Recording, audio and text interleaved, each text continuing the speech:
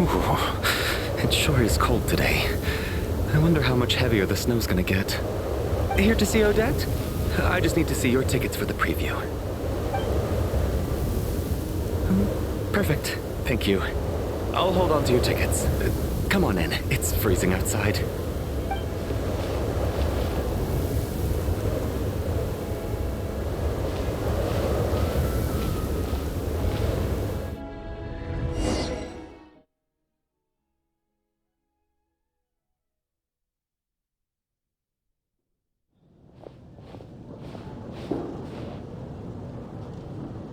I think I'll leave the Lelic question until after the show's over. Then I'll go find Odette.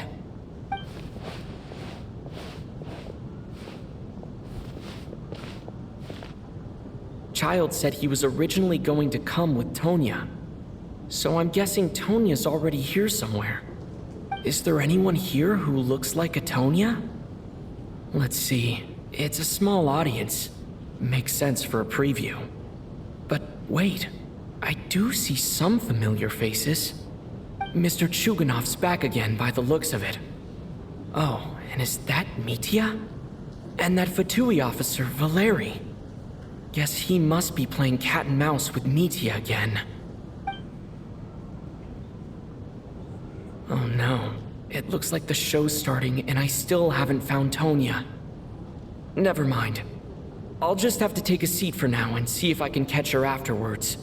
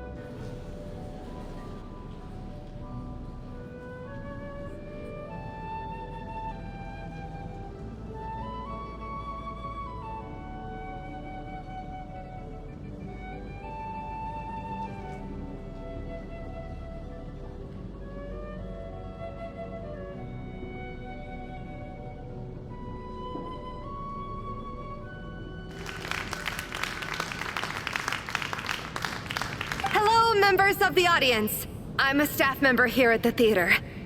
Today's performance was a very special one for us, as it marks the first attempt in a long time to revive the classic Snezhnayan ballet, Spirit Seeker. To commemorate this occasion, we would love to take a group photo of the cast, crew, and audience members present today. Could I kindly ask the audience to please come up onto the stage?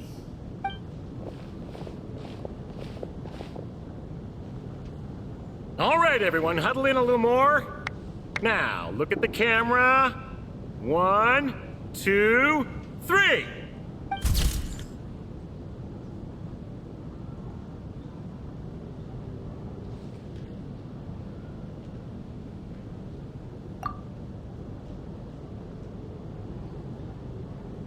Are you quite satisfied, Mr. Energy Scientist? I rather hope you don't have any other escape plans to add to my workload today. What are you talking about, Sarge? This was simply my way of inviting you to watch Miss Odette's new show with me. And wasn't the performance spectacular? In the future, I heartily encourage you to take a leaf out of my book. Find some soul-nourishing pastimes to enrich your time outside of work. It was indeed a fine performance, but I must correct you on one point. This is not time outside of work. These are working hours. Working hours and non-working hours are just a social construct. Human technology can never advance if we're too rigid in our thinking, Sarge. May we leave now? Already? I mean, I was kinda hoping to soak up the atmosphere for a little longer, but... No? Okay, guess I'm pushing my luck. Didn't seem like too much to ask, but fair enough. Off we go then, Sarge. Back to the land of working hours. Lead the way. That has to be her. She's the only person in the audience around Tonya's age. Excuse me, are you Tonya? Huh? Your brother's busy today, so I took his ticket. Don't worry about him, he's fine. Oh, okay. Sorry for the trouble. What's wrong? Are you sick? No, I'm fine. It's nothing. Maybe she caught a cold on the way here because of the weather.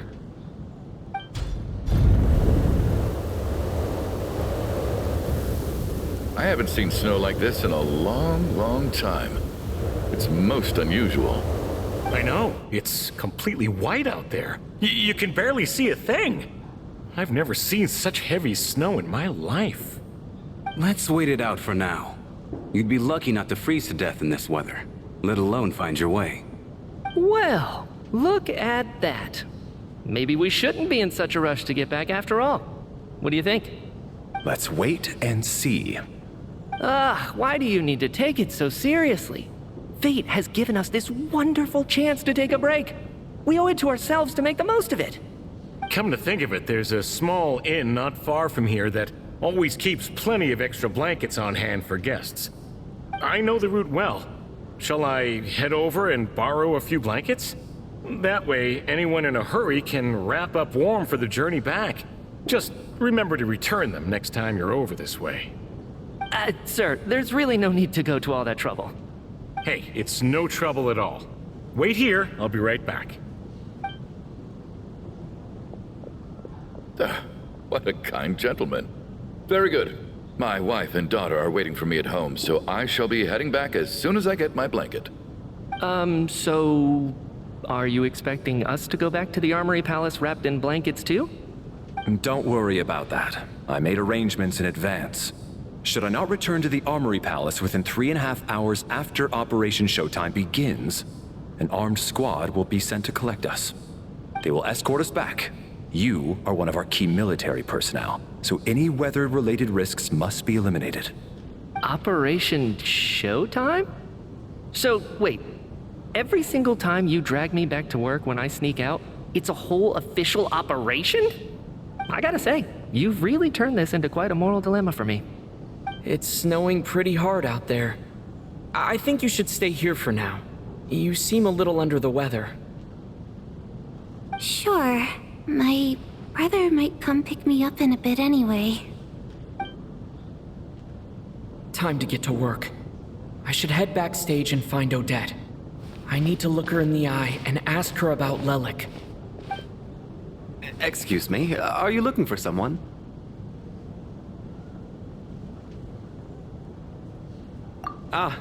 A fan, I'm guessing? Today is just a dress rehearsal, so Miss Odette won't be meeting with fans. She's taking a well-earned rest right now. Sorry, but that area is currently off limits to everyone except the cast and crew. Bad timing, I guess. Well, I might as well stick around. I doubt Odette will be leaving before the snow lets up in any case.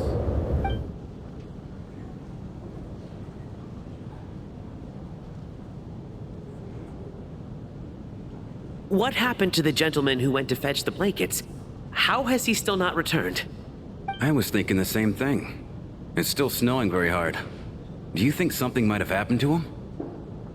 Whatever the reason for his delay, I must say I hate nothing more than people who make empty promises and fail to deliver. Well, I have to treat my employees like that on occasion, but that's different.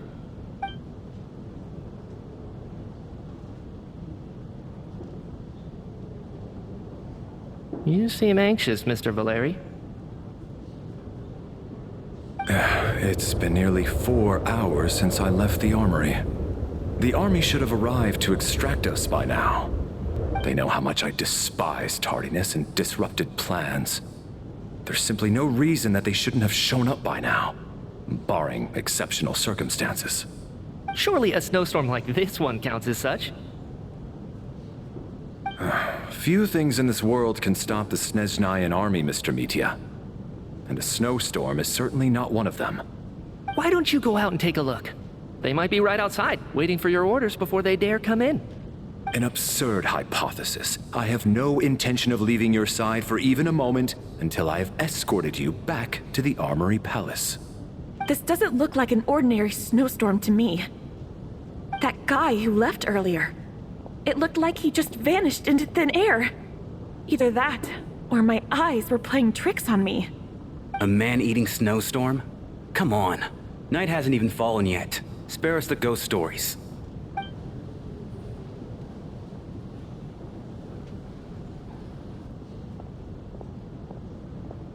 Traveler, didn't know you were coming today. How come you didn't say anything?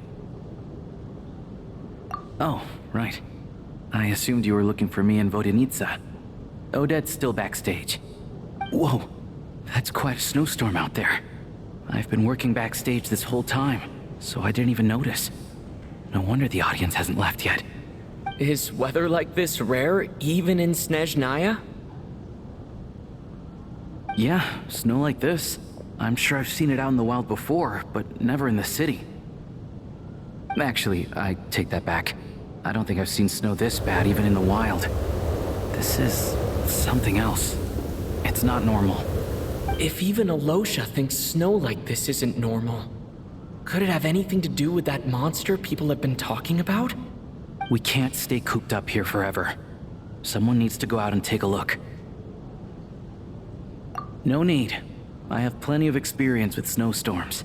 Besides, I work here while you're an audience member. I should be the one to do it.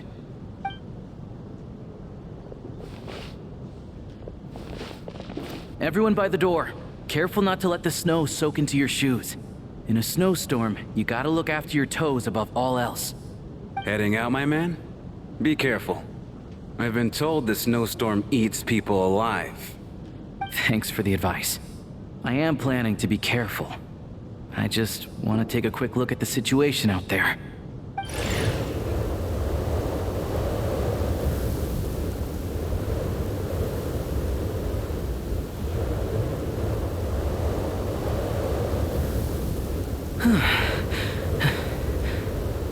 He's back! He's back! How was it? What's going on out there? Did you see any soldiers patrolling the area? Something about this storm isn't right.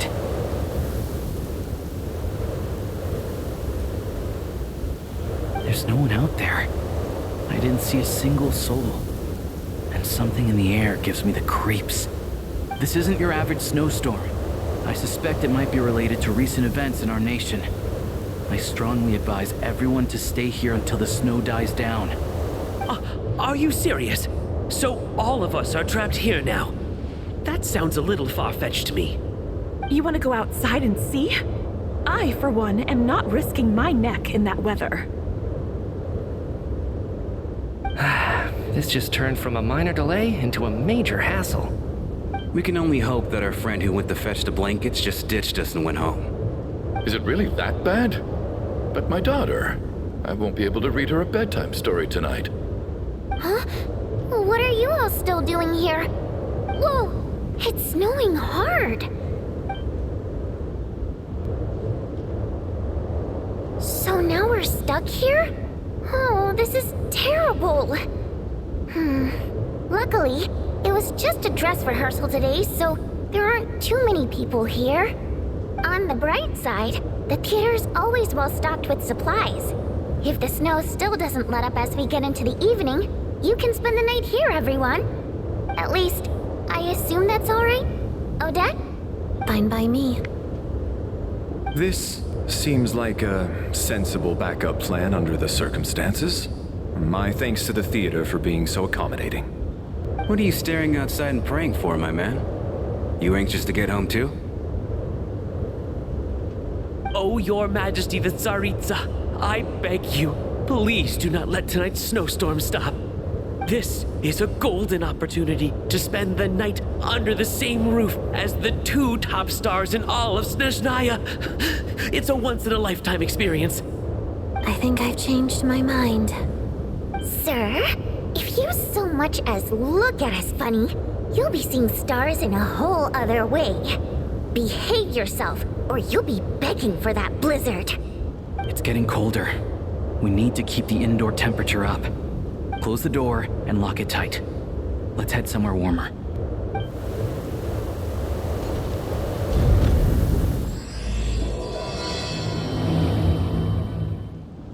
And then there's the aristocrats. Easiest of all to deal with. You don't need to use any force whatsoever. All you have to do is show them the rope you plan to tie them up with. Do you know why? I don't. Do tell. Because nothing horrifies them more than the thought of a cheap, coarse rope leaving creases on their precious million more coat. They'll do whatever you ask to avoid that fate. Unexpected, but funny nonetheless. Tell me another one. Oh, look at that.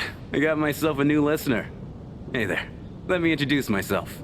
The name's Shram, and I'm a mercenary. The kind that gets paid to do odd jobs for rich folks. And I am Chuganov, an entrepreneur. If my name is unfamiliar to you, you will no doubt have heard of my factory, the renowned Iskra manufacturing plant. Are you really that famous, Mr. Chuganov? How come I've never heard your name before? Excuse me? Is that a joke? Or are you being serious? Oh, I'll have to ask my rope later. He's probably tied up more entrepreneurs than I've ever heard of. How are you feeling, Tonya? I'm fine. Sorry to worry you. I'm used to it by this point. I take medicine for it. My brother usually helps to get it ready for me. Child must take great care of his sister. He's never mentioned Tonya's illness, though. You know, I actually find this whole thing kind of exciting. Stuck in a strange place thanks to a snowstorm, having to spend the night with a bunch of interesting characters. It's pretty cool, don't you think? Exactly. It's like one of those stories where an ordinary school trip turns into a magical adventure. I've always wanted something like that to happen in real life.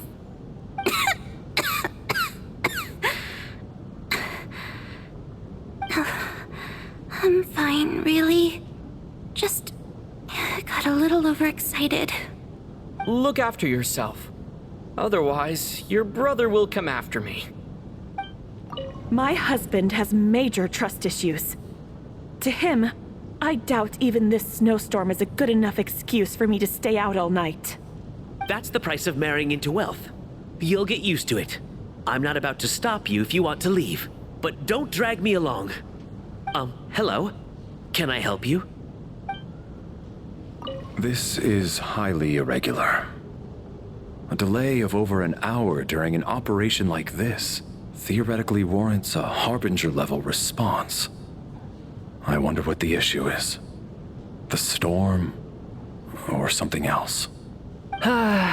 Sarge, the day you learn to let go and just enjoy moments like this is the day you'll finally understand the meaning of life. Why, hello, sir. I believe you were the one sitting at a nearby table back at Podvorye Restaurant. Any friend of the theater's star performers is a friend of mine. It's a pleasure to meet you. I'm Mitya from the Energy Commission.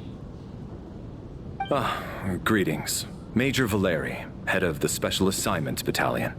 Armory Palace Royal Grenadier Guards, 1st Regiment. I am here to ensure Mr. Mitya's personal safety. Please let me know if I can be of any assistance.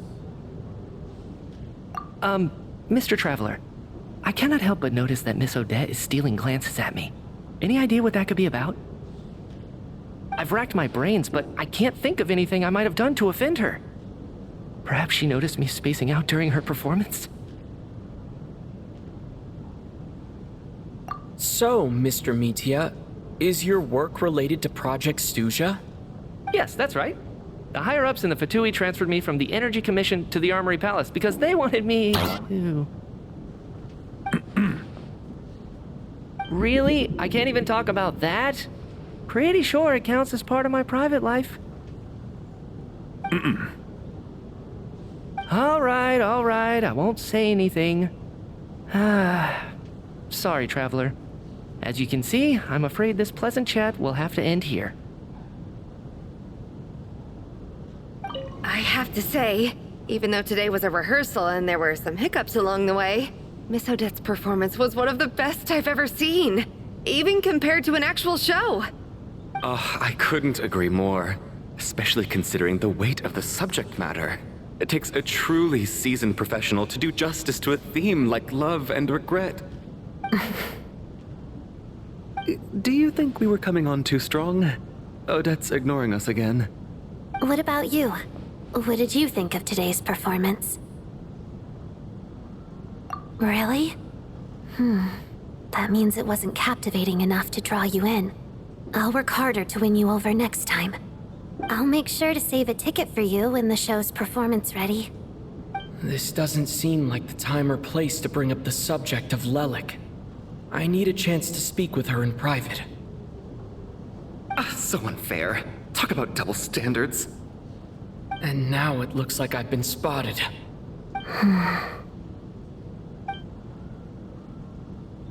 You know Mitya too?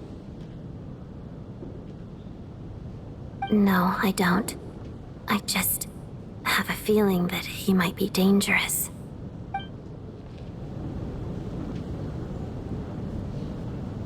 I don't think it's ever been this lively backstage before. I didn't know you were coming today. Hey, have you seen Chuganov? I heard he was coming today. Have you spoken to him at all? I'm with you. This could be just the chance we need. Yeah, I gotta figure out a way to coax some more intel out of him. I want to know why he suddenly changed his stance on Project Stuja. What exactly happened before the most recent VII vote? For the Rokad, or just out of personal interest? Shh! There are other people around. Don't say the R word.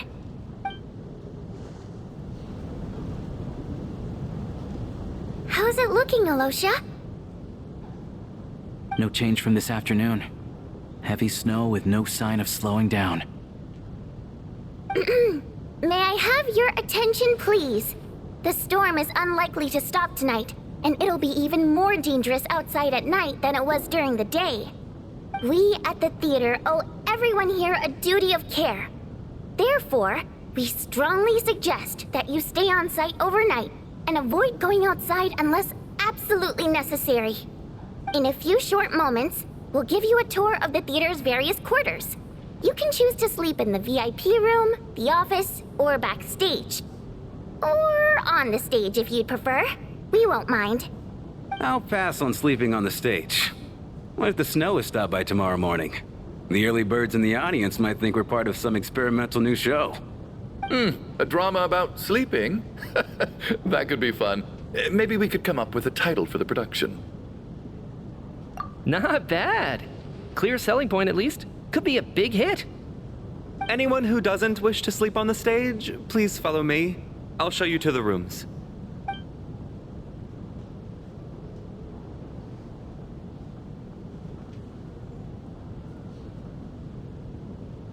I guess I'll call it a night. Though I feel like I won't sleep very well without Paimon here. I'm sure she'll be worried that I haven't made it back yet.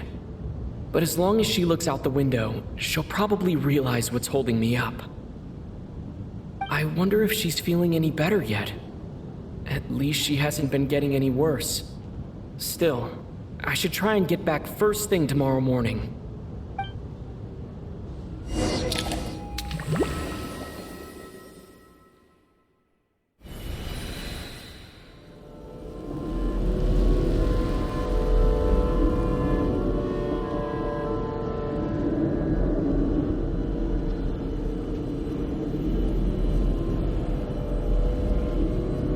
Finally.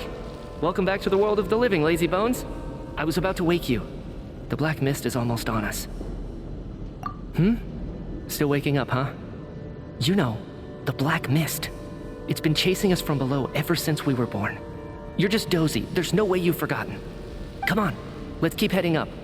Onwards and upwards is the only way to survive. Don't listen to a word those black mist cultists say. Here we go again. The endless march toward survival. What's going on? That black mist down there is creeping me out. And it's rising. Guess I should head upwards and get away from it. I can't do this anymore. I've had enough of being forever on the run. What's the point of it all? All this will pass eventually, I promise. Keep fighting. It will be worth it. You accuse the Black Mist cultists of being liars. But you're lying too. There is no end to this path. It keeps going up forever. There was never any hope to begin with. The cult of the Black Mist has poisoned your mind, Sobolova. Are you thinking of giving up as well? I am. I think I'll take my chances with the Black Mist over this perpetual torture. As much as I detest the Black Mist cultists, I'm just too weary. Then I bid you both farewell. Let me put my personal opinions aside for a moment and say, I hope that you both find peace within the Black Mist. Fate always appears so impossibly complicated. But at moments like this, its raw simplicity is laid bare. Their fate was sealed from the instant they entertained doubt. From then on, the outcome was both inevitable and irreversible. Let's go.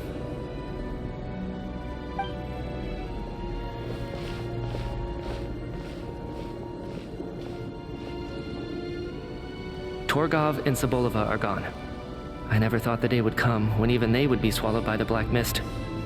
It's just you and me now. Yes, it looks like it's satisfied. For now. This happens from time to time, but it won't be long before the Black Mist starts chasing survivors once again. No one knows how to stop its advance for good. Well, we should make the most of the precious moments of rest that those two bought for us.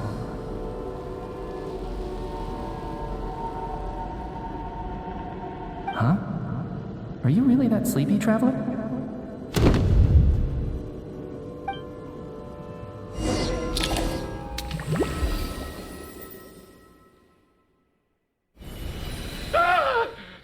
Help! Somebody, come quick! What is it, Chuganov? What's wrong? Huh? Is it morning already? What's all the commotion? Sounds like it's coming from next door. I should check and see what's going on.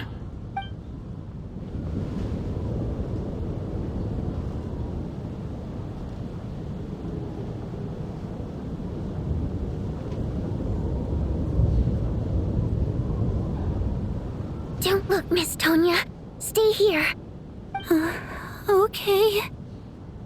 What happened to them?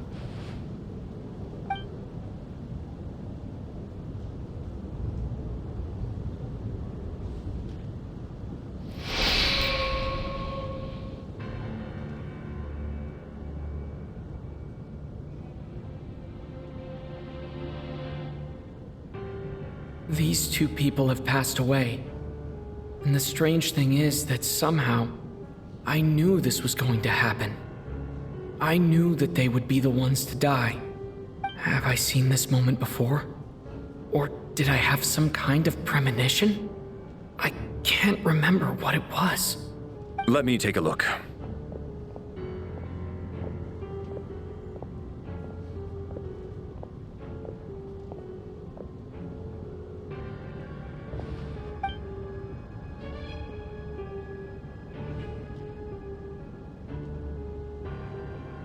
No vital signs in either of them. They're dead. The cause of death, however, remains unclear. No wounds on the bodies, no signs of a struggle, and no skin discoloration caused by the buildup of toxins. But just last night, they were chatting and joking away. This is so sudden. Could they have had pre-existing medical conditions? Even then, the odds of them both dying of sudden complications on the same night are extremely low. It's hard to believe that they died of natural causes, nor does this appear to be a suicide. Who was the first to discover the bodies? It was me. But these deaths have nothing to do with me, officer. I got up early because I wanted to see if the snow had stopped. Then I noticed that the door to this room was open, and it looked like there was a man and woman inside. I just went over to see what was going on. I had no idea they were... I can corroborate this. I was doing my morning exercises near the stage. When I saw Mr. Chuganov heading this way, I followed him. I can also confirm that I didn't see a single person approach that room before him. The snowstorm was raging all night, and it's still going now. There's no way someone could have come in from outside, correct? You mean an intruder? No, not possible. I slept by the door last night as a precaution. There's no way I wouldn't have noticed if anyone had tried to open it. Everyone, split into pairs and search the theater for anyone in hiding or any signs of suspicious activity. I'll follow up with a full search of my own shortly. Go. There is no time to waste.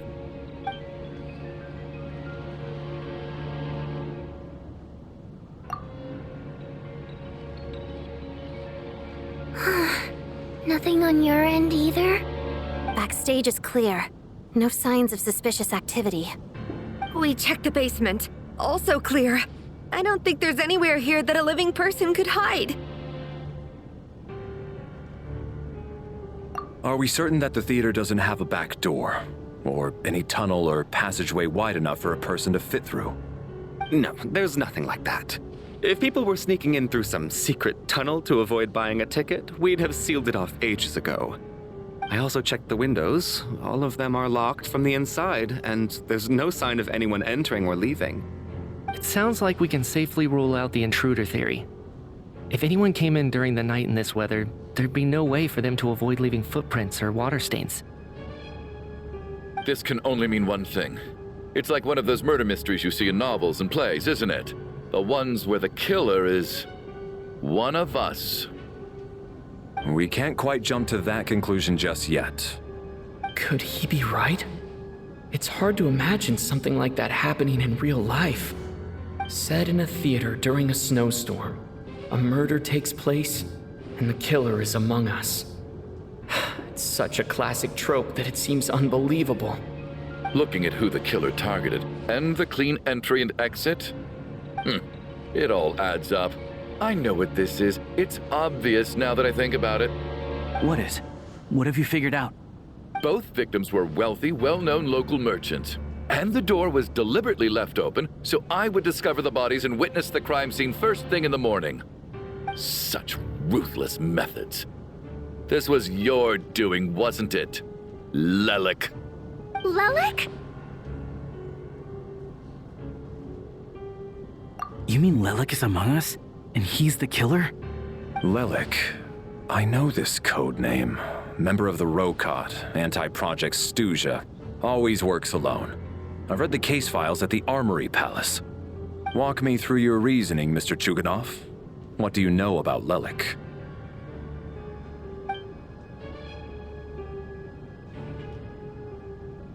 What now, huh? What now, Lelik? What more do you want from me? I already voted against Project Stuja at the Snezhno Gradvecha. You snuck into my house the other day while I was asleep. Left a threatening letter. And I did all that you asked. But Project Stuja cannot be so easily shaken. Not with the rooster in charge.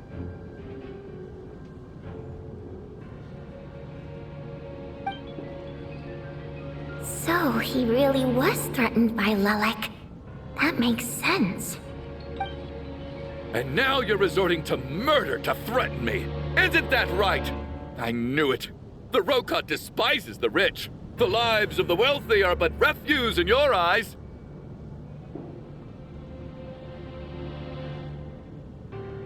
Show yourself! Which one of you is Lelik, Tell me! I'll do whatever you want! Just stop playing these mind games!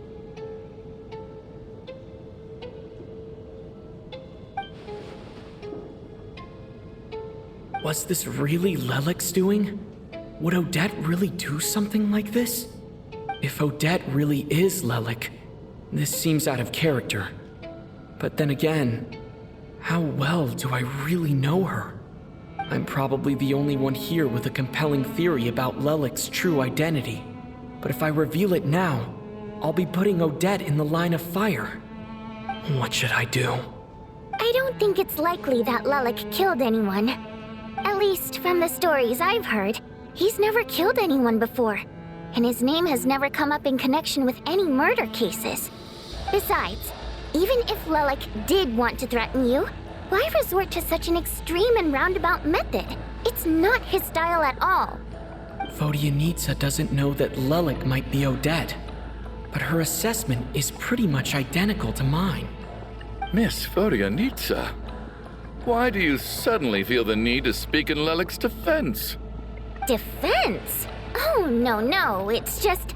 I'm worried that we're jumping to conclusions here, so I wanted to share my point of view. Also, I don't think the Rokot is as bad as you're making it out to be. Well, if you think I'm so wrong, what's your theory then, Why don't you tell us who the killer is? The case is still evolving, Mr. Chuganov. Please do not prevent others from expressing their opinions so early on in the discussion.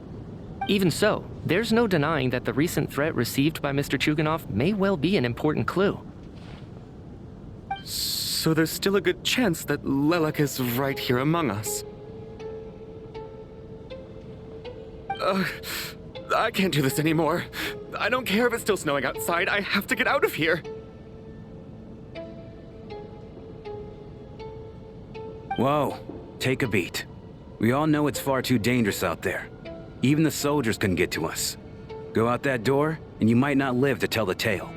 And whoever this Lelik is, they're surely not going to murder anyone in broad daylight. Be sensible, my man. You're safer inside.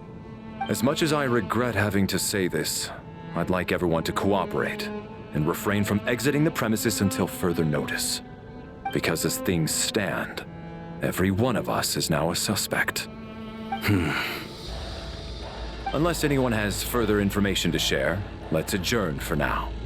Feel free to keep searching for clues, but make sure you don't go off alone. You're right, that was my bad.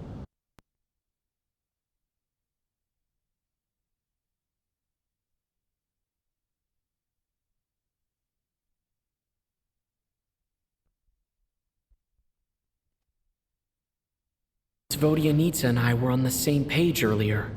I think I should share my thoughts with the Rokot members first.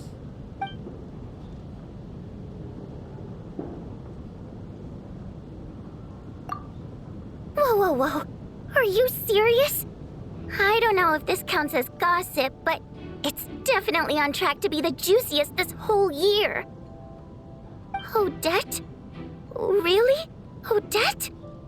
Oh God, how dumb does this make me look? Lelik has been right under my nose this whole time, and I didn't notice a thing. Actually, it's exactly what you'd expect. Sometimes, hiding in plain sight is the best strategy. And now that you mention it, the more I think about it, the more sense it seems to make. It all adds up. What are we up to now? 1, 2, 3, 4... Odette's identities. She's my coworker, specifically a ballerina, and also a Fatuz, a member of the Rokot. Now, Lelik. It must be so exhausting. I just want to give her a hug.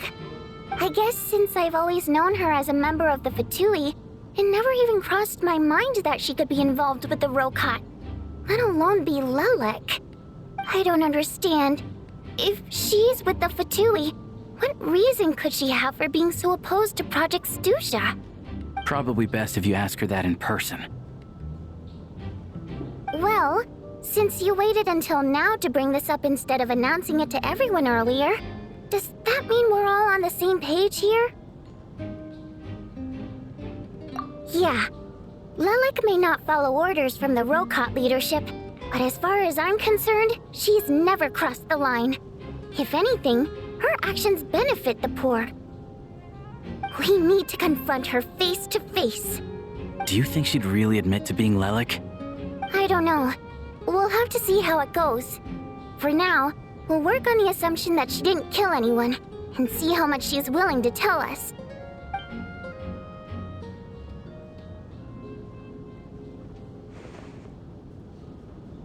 Now's her chance. Odette's alone. Let's go. Hey, Odette. What is it, you guys? Shh! Keep your voice down. We need to talk. So, you're Lilac, aren't you? Alright, fine. You don't have to say anything or explain yourself. Just hear me out first. None of us believes you kill innocent people. Whoever murdered those 2 people last night, it wasn't you. The Traveler was the first to figure out your identity, but he kept quiet during the discussion just now. Still, it's clear where the group consensus is heading. Everyone believes Lilac is the culprit. If your identity is exposed, you'll be in a really bad spot. We're your colleagues, and we know what kind of person you are. I don't want anything bad to happen to you. So, can you clue us in? Tell us everything. The more we know, the more easily we'll be able to cover for you. Alright. Yes, I'm Lilac. And no, I'm not the murderer. And thanks, but I don't need you to cover for me. Actually, I'm planning to reveal my identity. Huh? You're gonna reveal that you're Lilac? Here? That's right. I'll admit I was surprised at first when Chuganov guessed that I was here. It was just a lucky guess, but it caught me off guard. But after taking some time to assess the situation and confirm where everyone stands, I don't believe I have anything to worry about.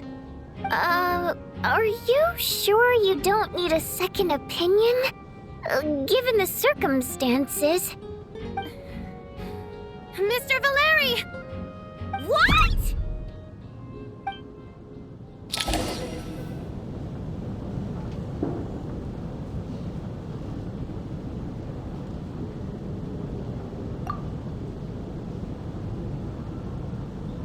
So... Odette is Lilac? I don't know what game you're playing, but you've got a lot of nerve. It's just one identity. So what if it's exposed? I can disappear and adopt a new identity anytime I please. I made my peace with this when I chose to become Lilac. But more importantly, I promise I am not the murderer, which means that someone else is. So, if anyone still insists that I did this, you'd best produce the evidence now. Otherwise, I suggest that you bite your tongue. Because if you really believe I killed 2 people without making a sound or leaving a trace, pointing fingers at me would surely only make you my next target. Is this really the truth, Miss Odette? That's confidence, all right. I believe you. A real no-nonsense attitude. I can see why Marionette said that she's on track to inherit the title of the Fair Lady. Are you seriously buying this? Hey, officer! She just admitted to being Lilac. Aren't you going to do something about this? I do have one question, Miss Odette. Why have you chosen this moment to come forward and reveal your identity? If I didn't say anything, everyone would be focusing all their efforts on finding Lilac. And that is exactly what the real culprit wants. I don't want to be the scapegoat who lets the murderer get away with this crime. Despite all the accusations, she made the smart choice. A remarkable display of rational thinking under pressure. Clearly, Odette's talent extends far beyond the art of dance. She thought so far ahead. Why do I always feel like I'm one step behind her in everything? You've convinced me. Dealing with the murder case remains the top priority right now. Let's put the name Lilac and all related incidents aside until further notice. Nevertheless, the group still considers you the prime suspect. I assume you have no quarrel with that, Miss Odette? I understand. You're welcome to keep an eye on me around the clock. I have no objections. Mr. Chuganov? For my wife and daughter's sake, I'll let you off the hook for now. But don't think you're forgiven for breaking into my house and threatening me. Just wait till we get out of here, Lilac. We'll settle the score then.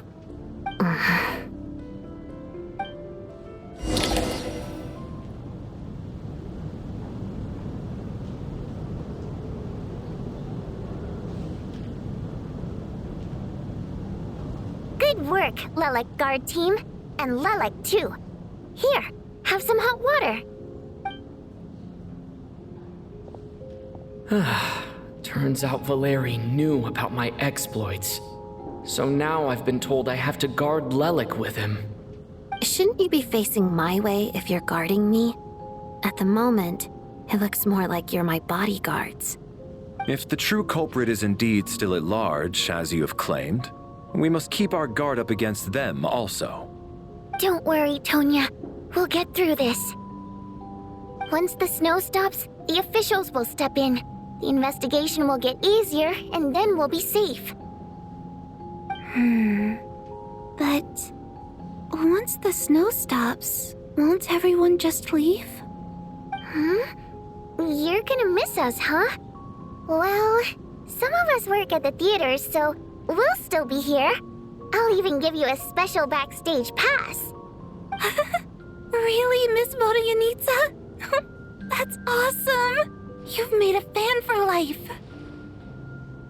Aw, you're so cute, Tonya.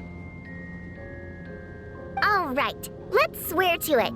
I promise to give you the pass, and you promise to never change your mind about being my fan.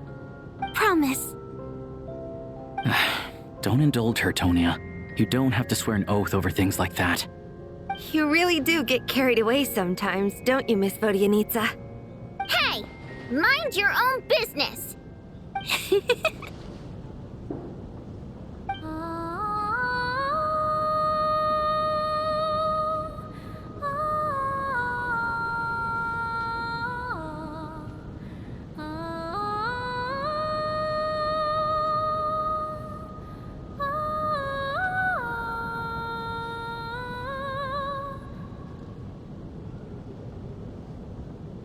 Don't be nervous, Miss Water Imp.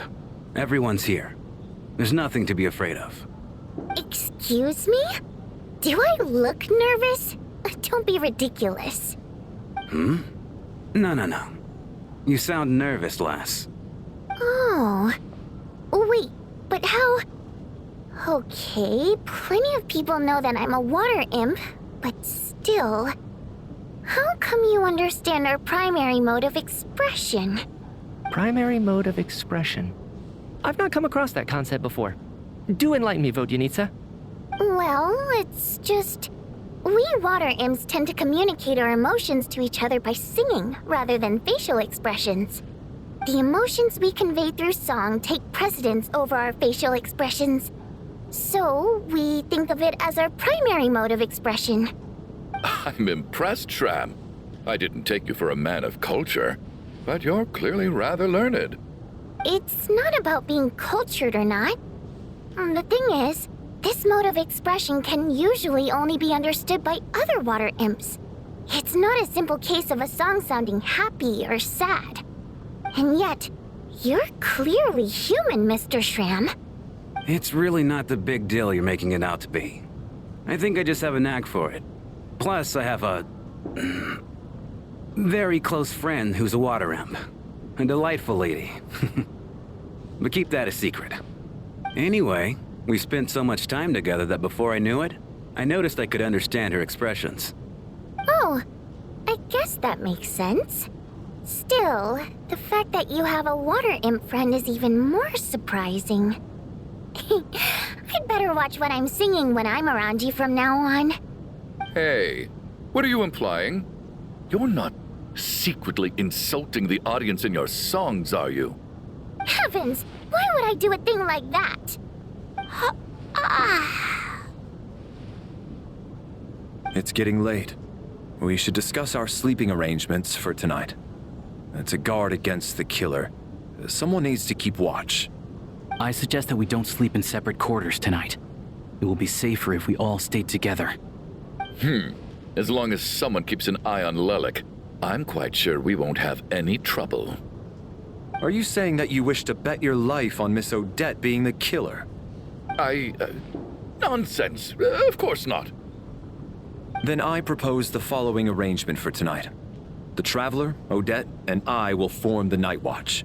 We'll sleep in shifts, but 2 of us must be awake at any given time.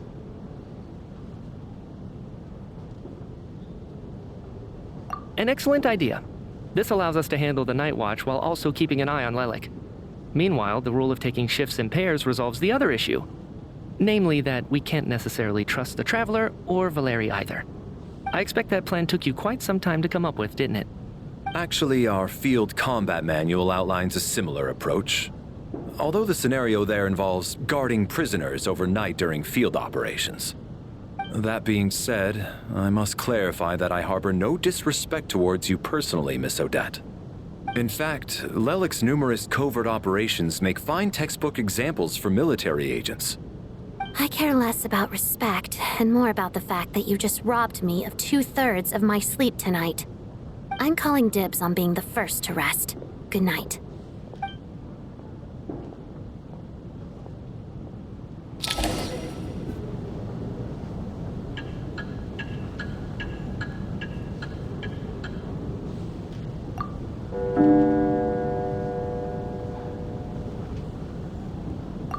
It's almost time. We should wake Odette. How are you faring? Oh, not going to argue with that. I'll take a quick nap. If you start to feel sleepy, wake me up anytime. It's finally time for Odette and I to share the night watch. I should wake her up.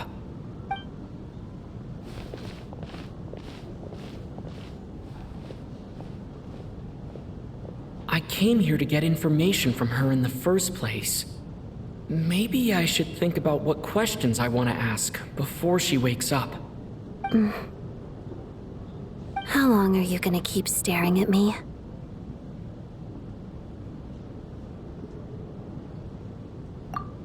Couldn't sleep. My mind's been running haywire. Plus, there's something I've been meaning to talk to you about.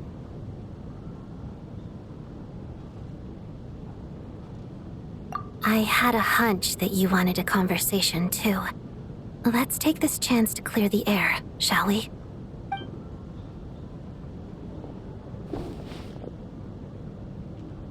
I just had a simple question for you, really. It's, Rosaline. In her final moments, did she have any last words or anything? I see. Well, that was all. I have no other questions. No. She was utterly ruthless in pursuing her goals. That kind of person should be hard to miss. And yet, even though I never approved of her methods, and she was an abrasive person, the fact remains that I am indebted to her. Oh, she told you. I guess that makes sense. I think she and Rosaline were on pretty good terms. Yes. Rosaline wasn't the kind to gossip about this sort of thing. Not that it's any huge secret to me, though. When I was a child, I had to join the Fatui for the sake of my mother and me. I trained under Rosaline. It was extremely grueling, and it didn't exactly come naturally to me. All I could do was try to ignore the biting cold and practice. I was a newcomer who'd managed to make a good first impression on a harbinger. There was pressure to live up to her expectations, to be worthy of the fair lady's reputation. Every day was a struggle against the cold, pain, and fatigue. And most nights, I struggled to fall asleep. After enduring all that, I've become almost immune to the sensation of pain. I suppose that was the cost of survival. Surely, any child who had to experience that would grow to hate her lot in life, don't you think? So, I put an equal amount of effort into my ballet. Because in my young mind, that was the only way to defy my fate. It was my way of telling her, the Fatui's demands and your expectations of me are not what I wish for. One day, I will leave. I think she probably blamed my poor performance in training on my passion for ballet. She knew my heart wasn't in it. One time, when I was secretly practicing a dance at night, she suddenly showed up. I knew she was there to catch me red-handed. I told her, "You don't deserve to watch the dance I learned from my mother."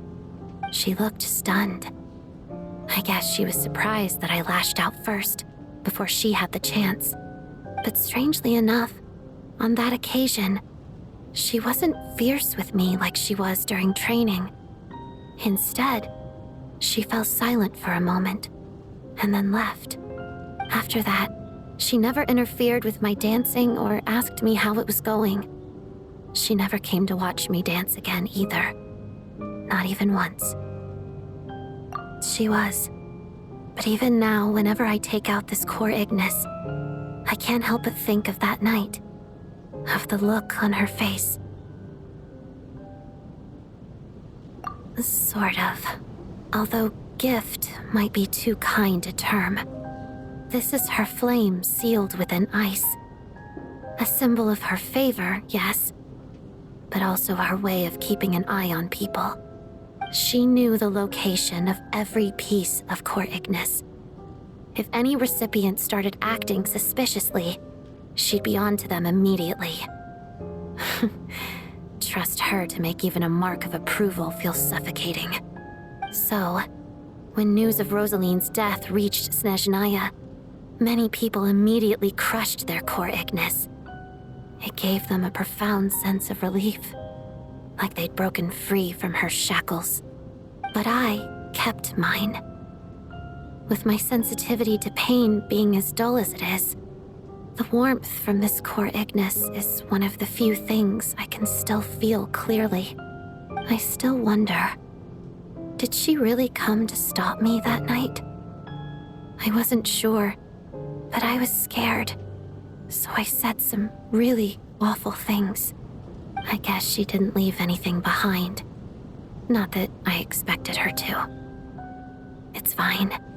It's just a bit of a shame that we couldn't settle our differences before the end.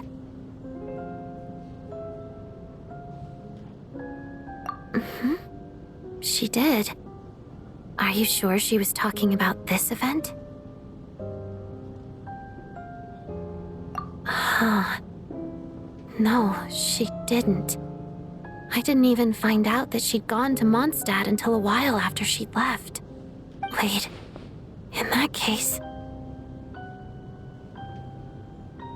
Okay, I will. Thanks for letting me know. There's something I'm trying to figure out. I'm beginning to suspect that Paimon's mystery illness is being caused by the energy research behind Project Stuja. Paimon's very important to me, so I have to get to the bottom of this. I figured that since you're Lelik, you might know something about all this. The ultimate goal of this energy experiment is to create a weapon for the final battle. The weapon's construction was completed in Nodkrai. Now, all that remains is to arm it with a sufficiently powerful energy. Yes, the weapon's development and all the related experiments are overseen by Lord Piero, the Jester, and the lab is located deep within the Armory Palace. I'm not sure why this experiment would be making Paimon feel unwell, though. The best way to get to the bottom of it would be to go there in person. Once we get out of here, I'll help you apply for an entry permit. And I'm hardly the organization's proudest member, as you know. You answered my question about Rosaline. I want to do you a favor in return. It's that simple.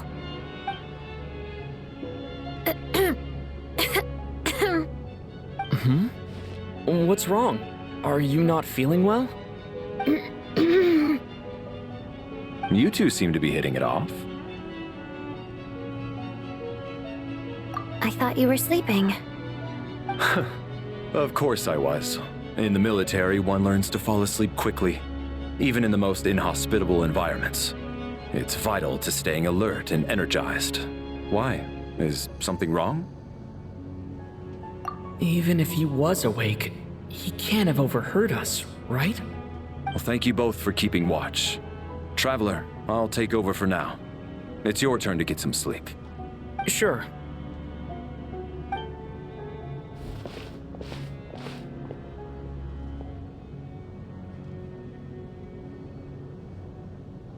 This is our second night here, but at least I found out a little more about Paimon's condition. I hope she's been sleeping well the past couple of days. Why do I feel like I'm being watched?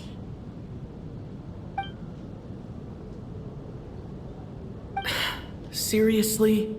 Is this payback for when I stared at her earlier? But I thought she was asleep. Never mind. I'd better try and get some sleep myself.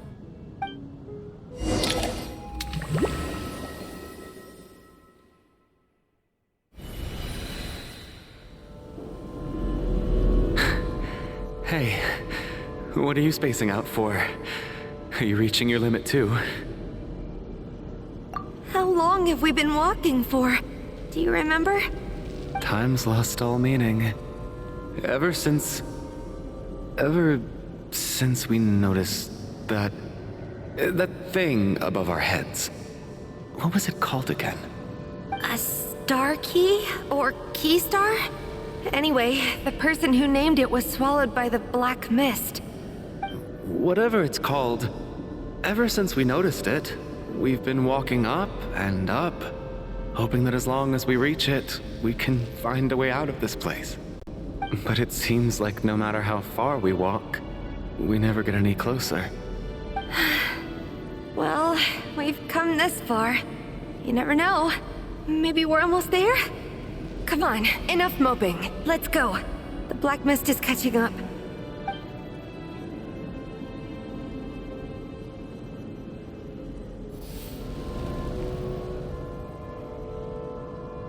Are you hurt, Coolish? No, I'm fine. It's just... suddenly I don't want to walk any further. I get you. In fact, I reached my limit a long time ago. Sometimes it feels like there's hope where there shouldn't be. Yeah. The hope that the star gives us is the only thing keeping us going. But I'm not sure it's real at all. It may just be a collective illusion. Otherwise, why would it always be out of reach?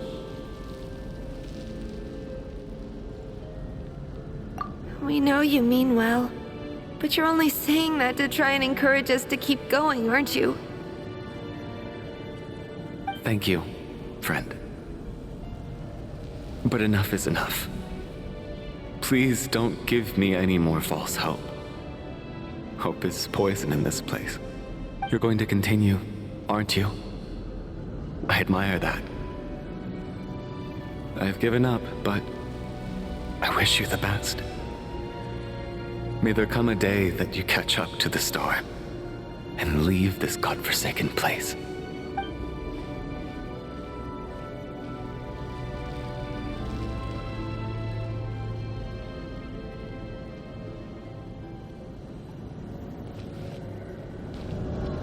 Congratulations. You're the first person to make it here.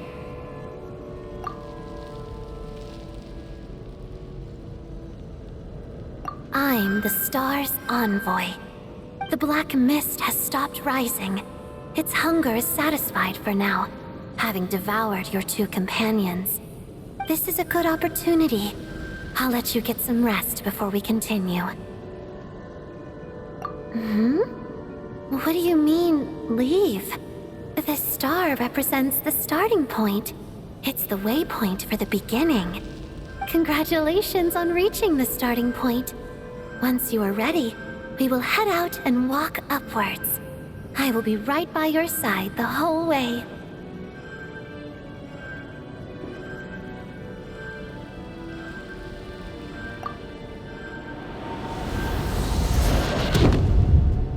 Huh? What's wrong? Hey, don't give up before the journey's even begun.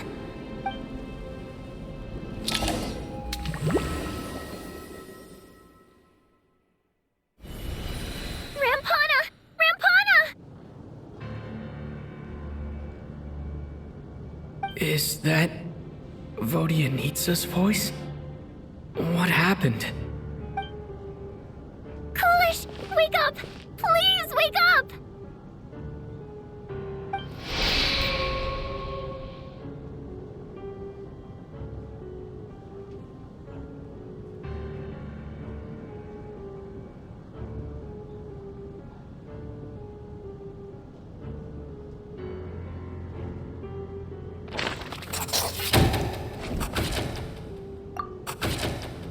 The situation is identical to that of the 2 casualties yesterday. We cannot ascertain the cause of death. At least there are some elements that we can rule out this time. They slept on the stage with everyone else, so I suppose the surrounding environment can't be a relevant variable. Rampana. Coolish. Weren't some of us keeping watch last night? 3 of us, in fact. How could you not notice something was wrong? I'm as confused as you are. Certainly nothing unusual happened on my watch. Likewise, and from what I've observed so far, both Miss Odette and the Traveler can be trusted. To be honest, I didn't get a wink of sleep last night. I couldn't help but think I was the target, so I just laid there with my eyes closed. I heard the Traveler and Lelik chatting, but otherwise I don't recall hearing any commotion during the night. Me too. I didn't want to wake everyone up, so I was concentrating hard, trying not to cough. I hardly slept at all. If anything had happened, I'm sure I would have noticed. Then, what could possibly be causing this? Once was bad enough. I can't believe it happened again. I worked closely with Rampana and Coolish for so long. I never imagined that one day they'd... And on the stage of all places... Vodyanitsa. 4 victims in just 2 days, and we still don't have a single lead. I need to get to the bottom of this as soon as possible. And above all, keep Tonya safe. I'd never be able to look Child in the eye again otherwise. Still snowing? Yes, I just checked. Still no sign of anyone outside either. So we only have ourselves to rely on. If you ask me, this killer can clearly strike whenever they please. The Night Watch was a useless endeavor from the start. Lelik must be an expert in poisoning. Clearly she used some poison that can't be detected on the corpse. Here we go again. Listen, I was already thinking to myself last night, was Lelik's reason for revealing her identity the real story? Well, now I have my answer. It most certainly was not. She's been playing us for fools. You get off on this, don't you? Revealing your identity, only to carry on with your killing spree? That's a hideous thought. One that only a hideous mind like yours could dream up. How dare you? That's enough. Yesterday, you named Lelik as a suspect because the victims were both wealthy merchants. Lelik might have had a motive then, but today's victims were just ordinary people. Not to mention that they were colleagues of Odette and mine. What reason would she have to murder them? Let me guess. Just to scare you? Who knows? Maybe you don't know her as well as you think. I implore you all to ask yourselves, how many people are there really in this world that have what it takes to kill another person? Not many, I'd wager. Lelik is well known to be a ruthless operator, and now she has revealed her identity. How could it be any more obvious? Everything you've said so far is still just conjecture, which doesn't constitute a concrete lead. You need to back up your claims with some evidence. How can you defend her, officer? What did she say to you while you were on Night Watch? Maybe I shouldn't be so surprised. You military types are always colluding with criminals to target the rich.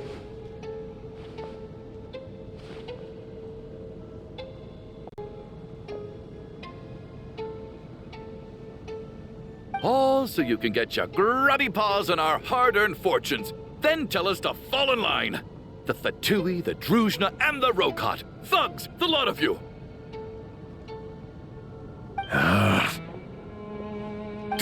Don't you dare!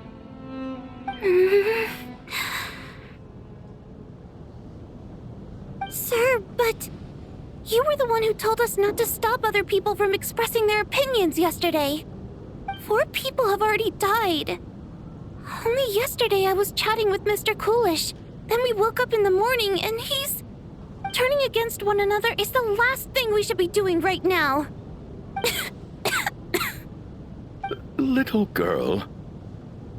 Even if Mr. Chuganov is a puffed-up, pig-headed windbag who doesn't have a clue what he's talking about, he's still one of the victims here, isn't he?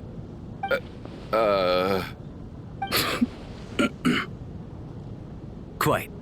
I had no intention of resorting to violence. But you're right, Miss Tonya.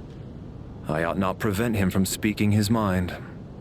In any case, I believe Mr. Chuganov has calmed down a little now. We may resume our discussion. I don't think there's any need for that. What is there to discuss? Nothing about this situation is normal. Did you have an idea, Mitya? You're the brainiac here, right? Come on, clue us in. I've been mulling something over. All the leads we have so far concern things from outside the theater. Miss Odette's alter ego, the threats Mr. Chuganov received. But then there's the 2 double murder crime scenes themselves, which have given us absolutely nothing to go on whatsoever. That's highly unusual. Even with the most careful killers, there's always some evidence left behind. So what are you suggesting? I think this could be a supernatural event. It isn't characteristic of human-on-human homicide at all. Correct me if I'm wrong, but aren't you supposed to be a scientist? That doesn't sound like a conclusion someone like you is supposed to make. I got into scientific research because of my insatiable curiosity. But if the present situation defies all known scientific explanations, I don't mind shifting my curiosity toward the paranormal instead. Now that you mention it, I remember when I first came to the theater. I heard rumors about this place being haunted. Haunted? Yeah, I think I heard the same thing. But I mean, they're only rumors, right? We've worked here for years. Surely we would have noticed any spooky goings-on by now. Well, this has taken an unexpected turn. A haunted theater? If Paimon were here, she'd probably be hiding behind me in fear right now. Why don't we take this opportunity to look for clues again with a more open mind? Maybe a different perspective will help us see something different. Very well. Whether it's criminals or ghosts we're looking for, the same rules apply. Everyone needs to tread carefully. I'll move the bodies into the same room for now. Tonya, did you find anything? Not yet. Still looking. So... Are we supposed to be looking for something paranormal? I think I'd prefer teaming up with you than looking around on my own. This looks like somebody's notebook. Shall we read it together?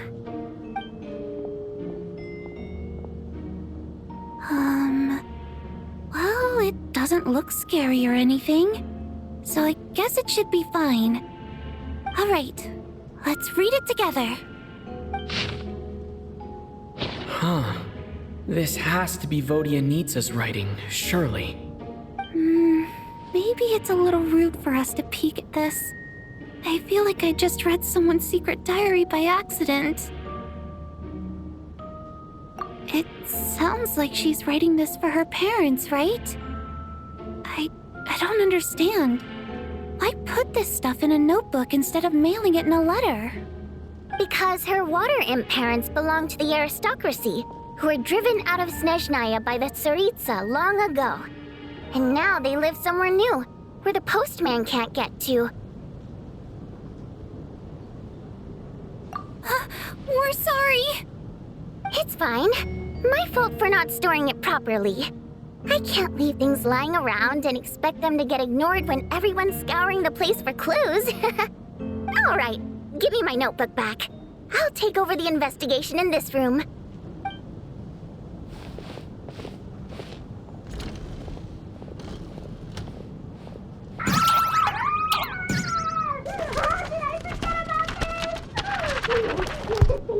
Oh God, and this one. Oh my. Why am I so embarrassing?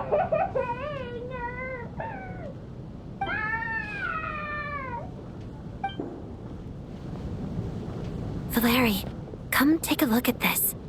You too, Traveler. Some sort of notebook. What is it for? It's the on-duty logbook for the theater. Kulish was the main person to use it. He mostly used it to record any unusual incidents during a show, audience numbers, exit times, and so on. Yes, he'd always have this logbook with him when he checked tickets at the entrance. This should confirm a lot of key details about the recent show. So, you find anything unusual? Yes. The number of people.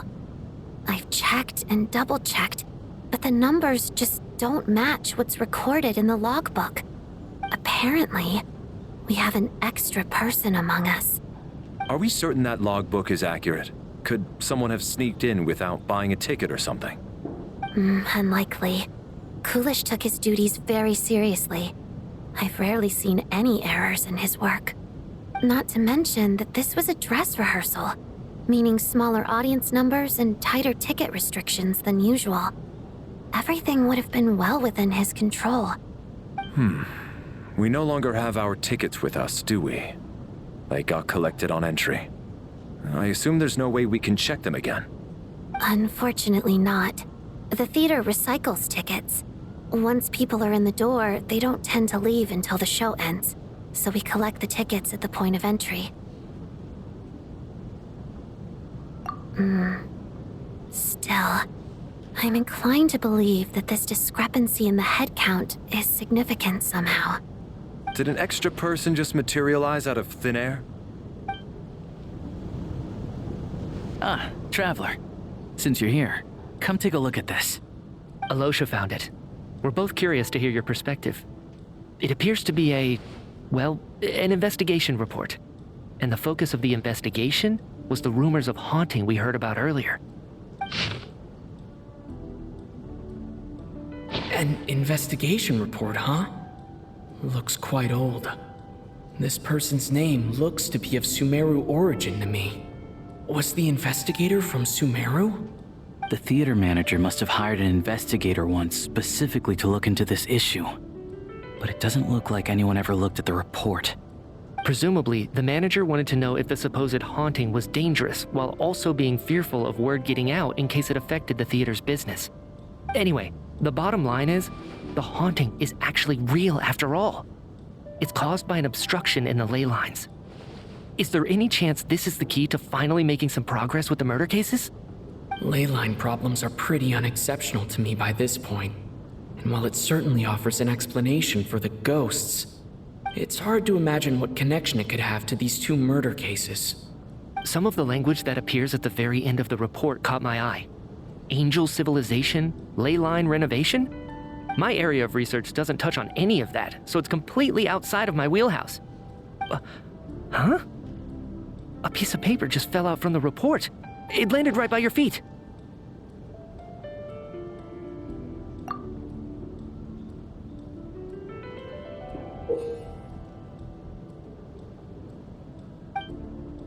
How unnerving.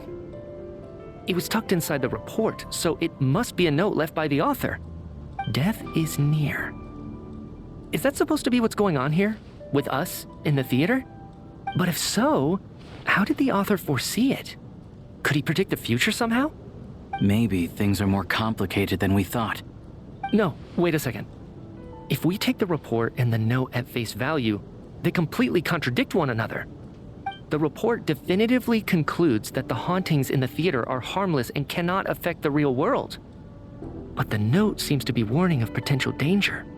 The question is what exactly does the note mean by death? The various ways we could interpret this keyword lead in completely different directions. Let's pause our analysis here for now. I think we need more information.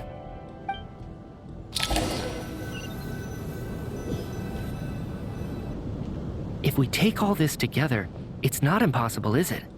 If anything, it's the natural conclusion. Well, I beg to differ. This sounds to me like a product of a researcher's vivid imagination. And perhaps it's because I'm still viewing this through the lens of a typical murder investigation. But still, I'm struggling to be persuaded by your theory. Does it really sound that far-fetched? Alright, well, let's treat that as speculation for now. I do agree with what you've said, so let's go with your idea for now. Good. Okay, now that we finally have some meaningful leads, I think it's time to reconvene. Let's get the others.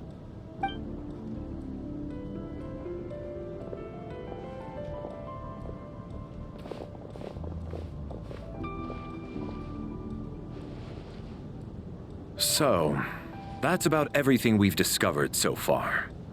I'll share my theory first.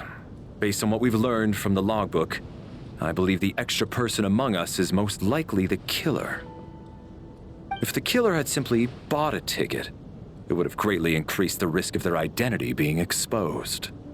I expect he or she either hid in the theater ahead of time, or found a way to slip past the ticket inspection. They then blended in with the group and waited for an opportunity to strike. What about the note found in the investigation report? Any thoughts on how that fits in? The killer may have simply planted it there as some sort of sick joke. I've seen my fair share of psychopathic killers. They love playing cryptic mind games. So, it has nothing to do with the haunting of the theater after all. This theory makes sense to me. If we have an audience member unaccounted for, chances are they didn't come here to watch the show. Could it really be that simple? So, in other words, all we have to do is find out who got in here without a ticket, and all our problems will be solved? Then let me make one thing clear. All the theater staff should be well aware that I came here for the rehearsal legitimately, yes? There's no way I'm the one who didn't have a ticket. It's true. I hear you used every trick in the book to get a hold of that ticket, too. Everything short of throwing a temper tantrum and rolling around on the floor at the entrance. I most certainly did not degrade myself in such a way. Probably a stupid question, but I might as well ask. Did anyone here get in without having their ticket checked? Guess it was naive of me to expect them to just admit to it. Especially after the unprompted Lelic reveal. Once was already a miracle. Twice would be unfathomable.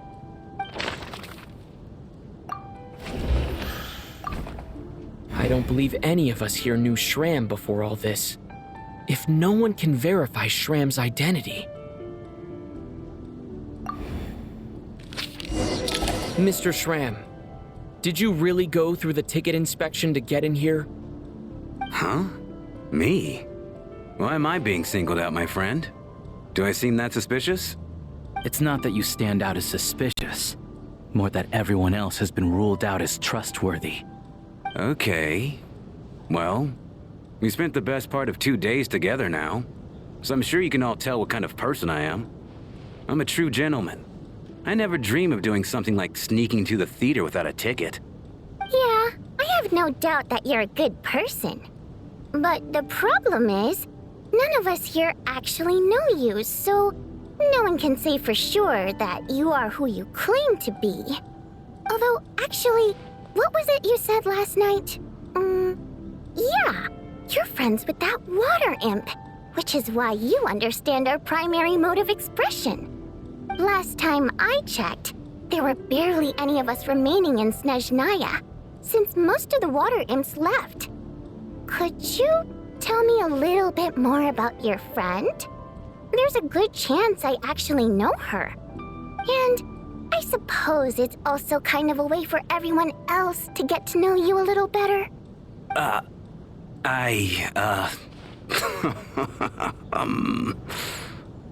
Good grief. Are you blushing? Pull yourself together, man. Stop giggling like a teenage boy. It's revolting. Hey, revolting is a little strong. All right, fine. I'll admit it. That water imp friend of mine, the truth is, we're dating. I was just the bodyguard hired by our family. But the stars must have aligned, because sparks began to fly between me and their daughter. Never in my wildest dreams did I think I'd get so lucky. We don't need details. Just get to the point. Okay. I'm just a little hesitant to reveal her name, that's all. You know how it is. These are delicate times. Even with me to protect her. If word gets out that she's dating a human, both the Fae and human factions will give her a hard time. Really? Wait, no. That can't be. Huh? Shram, what the devil are you talking about? Why is everyone looking at me like that? Surely you can understand where I'm coming from.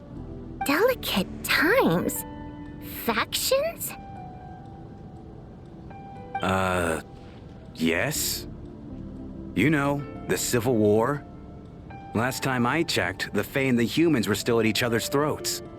If I'm not mistaken, the last significant civil war in Snezhnayan history was over 400 years ago, when Her Majesty the Tsaritsa had just taken the throne and was consolidating her reign. What do you mean, 400 years ago? What's going on here? Is Shram from the past? All right, Mr. Mitya, you win this round. As far-fetched as it is, it appears that your theory may be correct. I'm just as amazed as you are. I didn't even believe it myself, to be honest. Is someone going to explain what's going on here? From the look on your face, you figured it out too, haven't you, Traveler?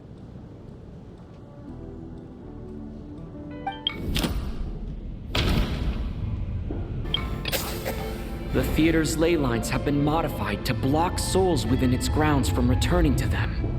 Some souls can even wander this place forever. Mr. Shram's statement proves he is from hundreds of years ago. And according to the investigation report on the theater hauntings, Mr. Shram is very likely a lost soul wandering the theater.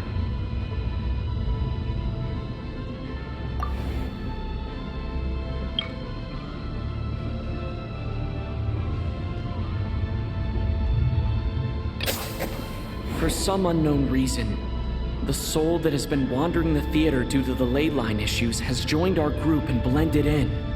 Yeah, that must be the immediate reason why the ticket count doesn't match the number of people present.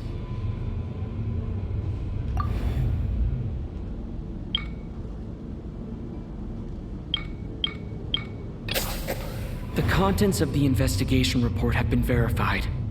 There are indeed ley line issues and wandering souls in the theater. Death likely symbolizes the deceased. Mr. Shram, for instance. Death is near. That must mean that there's a dead person in our midst. That's the truth, isn't it?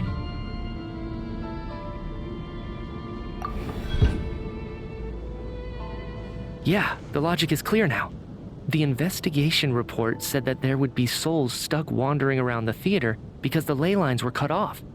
Mr. Shram must be one such soul who died in the theater a long time ago. In which case, that also makes him our extra person. So when the note said death is near, it must have been referring to death as in the deceased, people who died a long time ago. Someone who died a long time ago. In short, there's a dead person among us.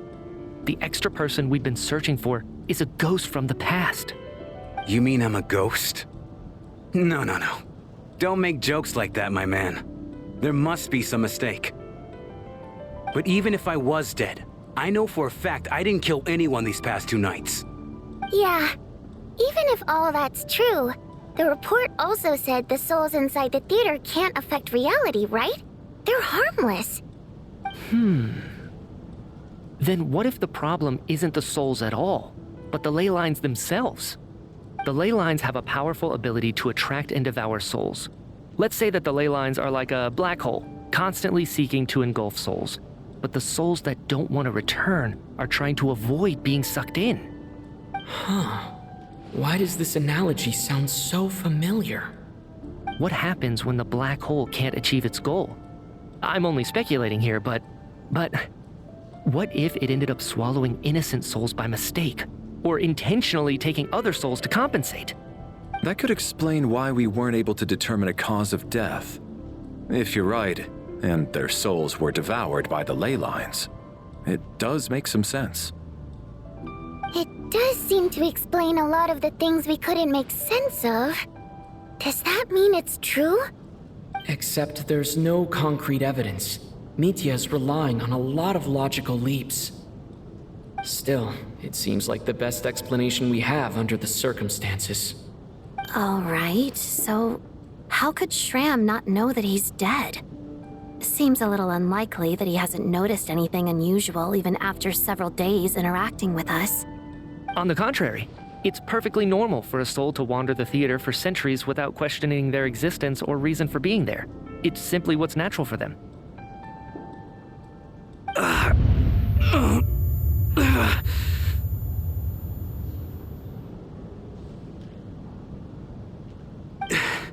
You know what, Mr. Brainiac? I think you might actually be right after all. I'm trying to remember and... even though my head feels like it's going to explode, I think... it's all coming back to me.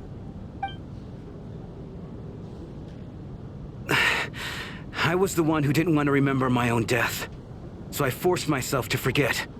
Well, I'm sure those are painful memories. My lady and I snuck out to go on a date one day. We bought tickets for the theater. It wasn't really my thing, but I was just happy to be together.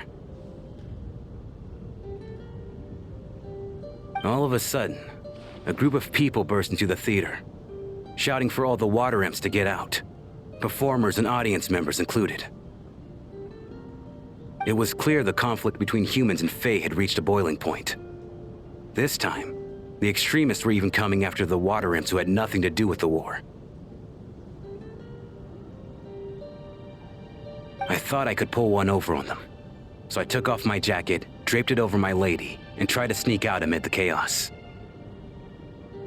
But I got caught. They started shouting, calling me a traitor to humanity. But I was going to do whatever it took to buy her a chance to escape, no matter how many people stood in my way. I had to, both as their bodyguard and out of love. It's all right, friend. You can stop there if you want. You don't need to dig all that up again. It's just... even now, I'm still struggling to accept the truth. How could I be dead? I'm sorry, everyone. If I'd known I was a dead man walking, I wouldn't have dragged you down with me. If I'm the cause of all this death, then punish me however you see fit. But, Mr. Shram... No. I refuse to be a burden. I know what I have to do. You said I've been wandering the theater for centuries, right?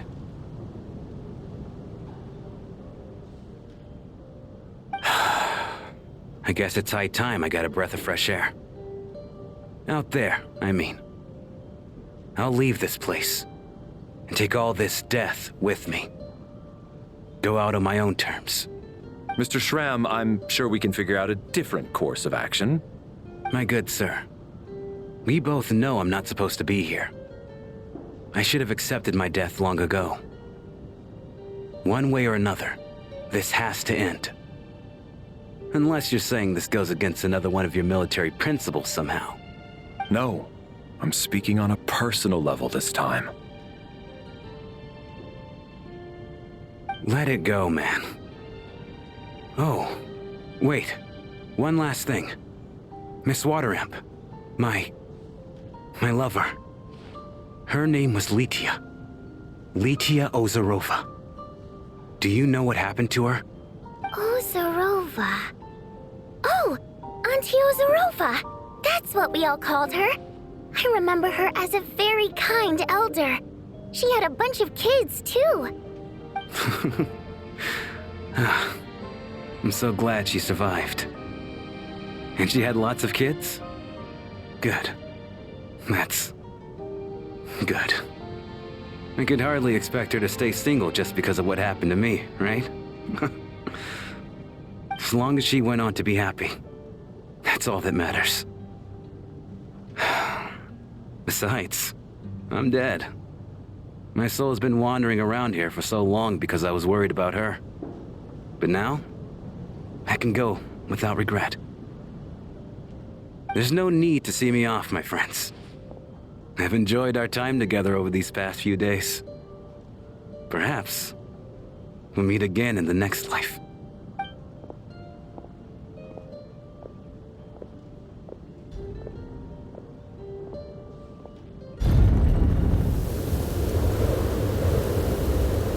Take care, my man. I knew Mr. Shram was already dead, but I still feel so sad. Death is cruel, no matter how we might try to make sense of it. So, was the conflict between Fae and humans really that bad back then? I was only little, so I don't remember much. It's terrible to think that so many innocent people had their lives turned upside down. Even the historical records about that time period don't say much about it. All people know is that the Tsaritsa founded the Fatui, drove out most of the Fae aristocracy without explanation, then used her terrifying power to suppress the humans. It seems to me like the Tsaritsa chose to make herself the enemy. She downplayed the conflict, directing whatever animosity both sides had for each other at herself instead. That's also why, despite how brutal the conflict was at the time, there hasn't been much lingering tension between humans and Fae since. Things have been fairly harmonious for the past few centuries. So, the Tsaritsa banished the Fae to protect the Fae living in the city? She offered herself up to be hated in exchange for peace. Maybe it's not quite as bad as it sounds. I don't think Her Majesty is too concerned if mortals hate her or not. And besides, there are very few who truly do. All this time, I had no idea. All right. If Mitia's theory is correct, then I think we can consider this matter settled. Let's all take a break.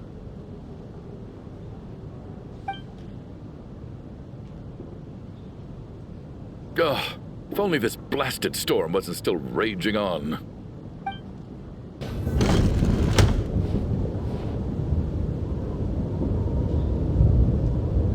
Looks like now we can just rest until the snowstorm stops. I still can't believe Shram turned out to be a ghost who'd been in the theater for hundreds of years. To think he was dead this whole time. What a strange turn of events.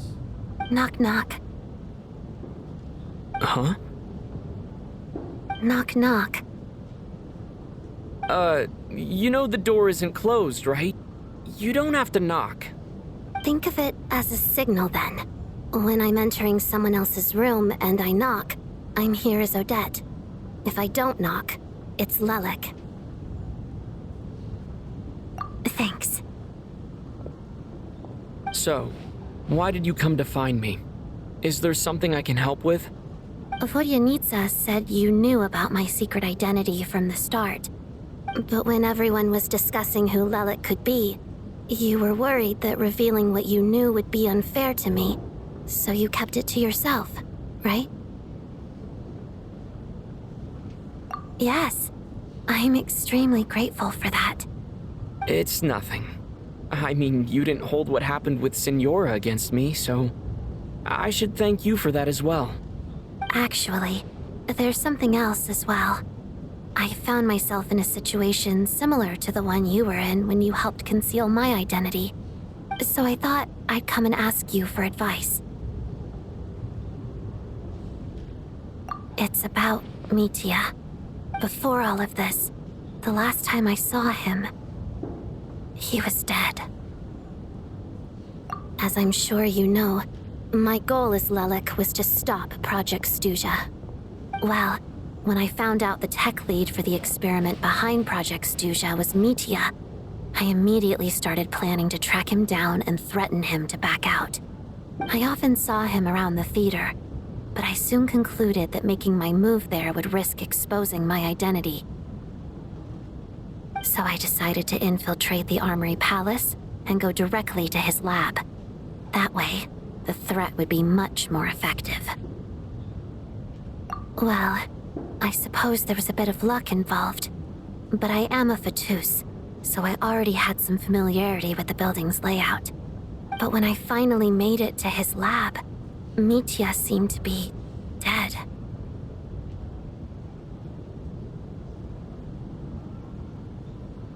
I checked his breathing and his pulse. He had no vital signs whatsoever. I'm certain of that. I thought maybe another anti-Project Stuja activist had beaten me to it, and chosen a much more brutal method, so I made myself scarce. That's why you were so on guard around Mitya that first night here.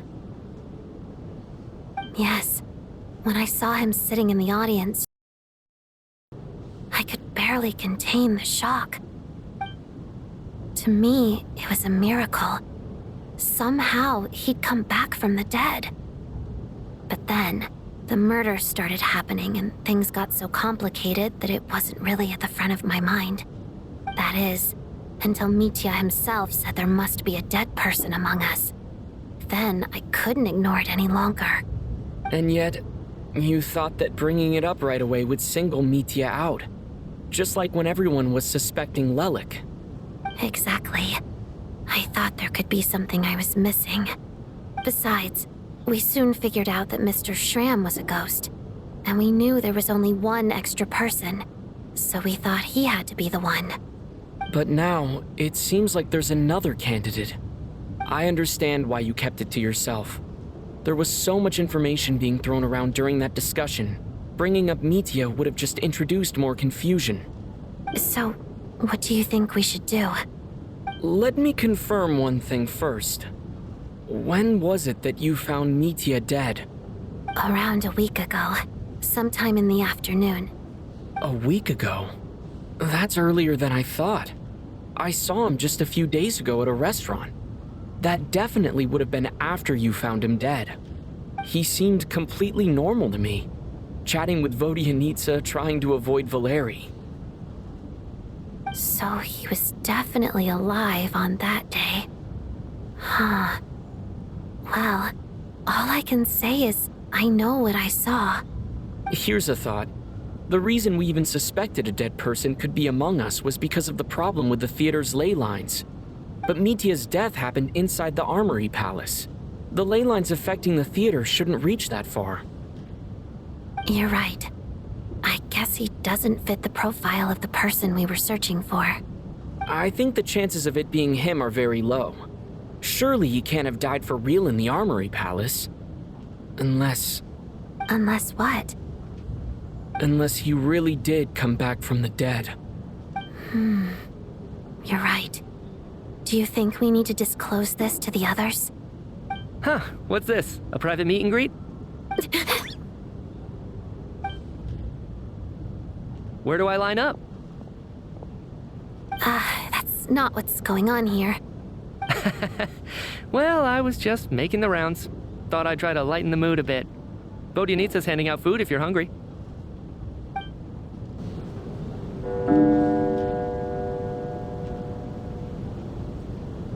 What is going on with this storm? Could it be connected to that monster that just arrived in Snezhnaya? I almost hope it is. Her Majesty the Tsaritsa left to vanquish that beast herself. We just need to wait for her triumphant return. Do you think people still feel the cold after they die? I'm wondering about Schramm. Oh, maybe we should have given him a coat before he went out there. Death itself is cold, isn't it? I'm sure the storm will embrace him. Well, I hope he has a safe journey. I'm going to miss him, I think. It's not like we can blame him for Rampana and Kulish's deaths. Thinking back on it, we barely made it out alive ourselves. Once we get out of here, How are we going to explain what happened to their families?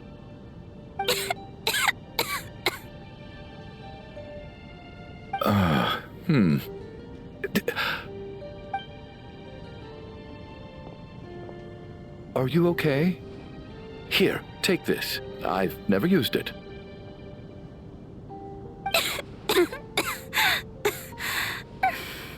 Thanks. Look who's Mr. Nice Guy all of a sudden. Is it because Tonya stood up for you this morning? At least you know how to return a favor. Yeah, without Tonya, who knows how badly he would have been hurt. I told you already, I never intended to resort to violence. Duh, bunch of rascals. Little girl? I was rather surprised when you spoke up for me this morning. I didn't think I had many admirers here, so, thank you. Oh, no need to thank me. I said some bad stuff about you too. I've been, too embarrassed to admit it, but, you remind me a lot of my daughter. So kind to everyone, but never lets her old man off the hook. Unless my wife and I are having a fight, then she's always on my side. Especially when she was little. Every time I took her out.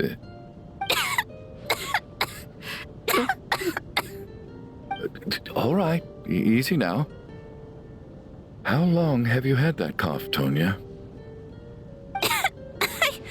I don't know. It's probably been a while. I'm fine. Are you taking anything for it? Yeah. I'll be fine once I see my brother. He's gonna pick some frost fairy flower leaves and brew a tonic for me. I'll feel much better once I drink that. I see. That's good to hear then. We should probably discuss arrangements for tonight. Now that the deceased has left our midst, there shouldn't be any more incidents. However, out of an abundance of caution, I'll keep watch. Shouldn't we take shifts? I can take one if needed. No need. I managed to get a nap in earlier, so I have plenty of energy right now. After all the tension of the past few days, everyone else should just focus on getting a good night's sleep.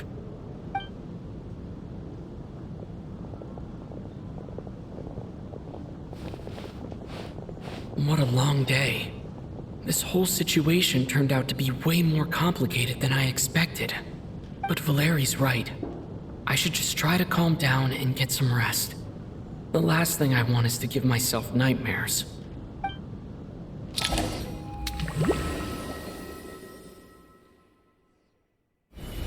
He's awake! He's awake! Get over here, you big lug, and take a look! If you must call me something, call me Mr. Door. The Black Mist is coming. You need to go. Are you all right? Can you walk? We just got attacked by monsters on our way up. That Mr. Door fellow protected us. He just seemed to come out of nowhere. Not much of a talker, but when it comes to taking down monsters, that man doesn't hold back. Curses! The Black Mist is catching up to us. We need to keep going. I'm so exhausted. And the Black Mist is still rising. Oh. Wait, look! There's more monsters down there. Are they coming from within the Black Mist? No! They're gaining on us. Quick, keep going, or they'll be at our heels any second.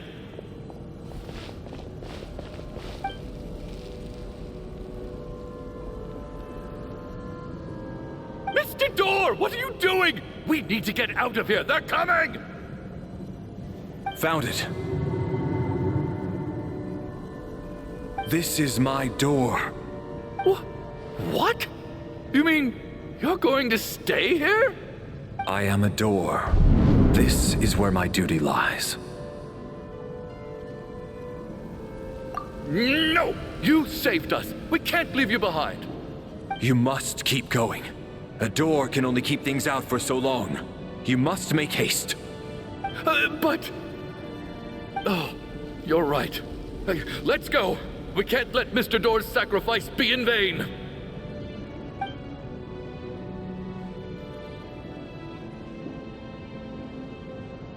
The black mist isn't moving anymore.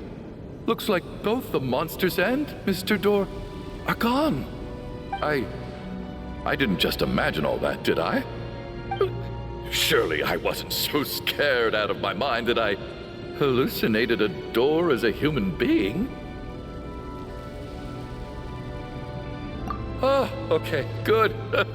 There's no way we both hallucinated the same thing. Getting sleepy? Well, looks like we're safe for now. Go ahead. Let's get some rest.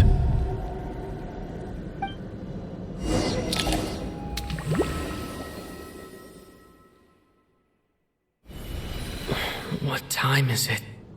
Is it morning? I think I had a nightmare. I guess everyone's still asleep? These past 2 days have been exhausting. Valeri's keeping watch though, so he's probably the only one awake. Valeri?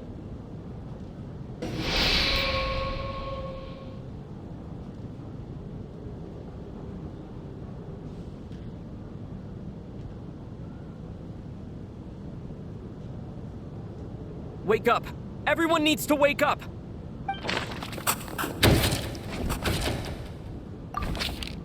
Just like the last 2 nights.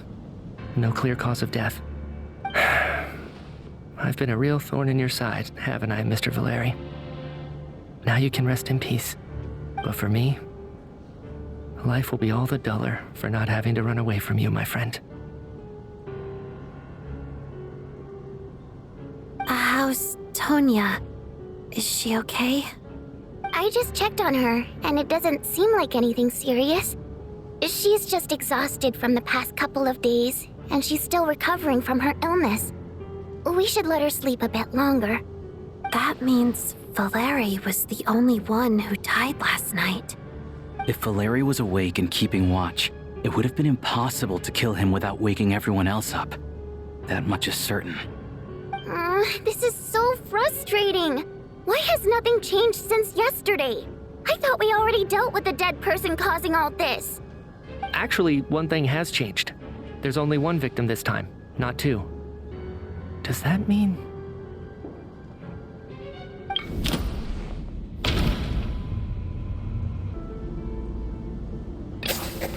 After the deceased Shram left, there was one less victim last night. That more or less tracks. It's a reasonable conclusion, considering the only variable that changed. The number of people who die each night is equivalent to the number of dead among us. That's your theory, right? Exactly. We identified Mr. Shram, and the night after he left, the death toll dropped from 2 to 1. By that logic, there must be one more dead person left among us. Another one? But there was only one person unaccounted for in the ticket checks, right? The head count should match up now. Having an extra person was definitely a cause for alarm, but being one person short isn't nearly as unusual. Someone could have left in the middle of the show, or made it out before the storm hit. One more dead person among us. If Mitya's theory is right, then what Odette told me seems a lot more relevant. It's just, at the time, we had no reason to think there was more than one dead person. If only we'd taken it more seriously as a possibility, maybe this could have been avoided. I'm sorry. This is my fault.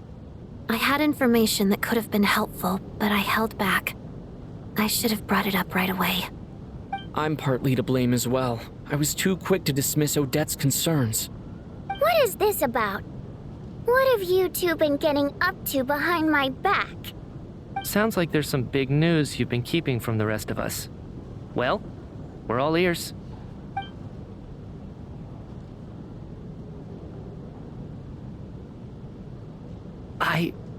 I'm the dead person?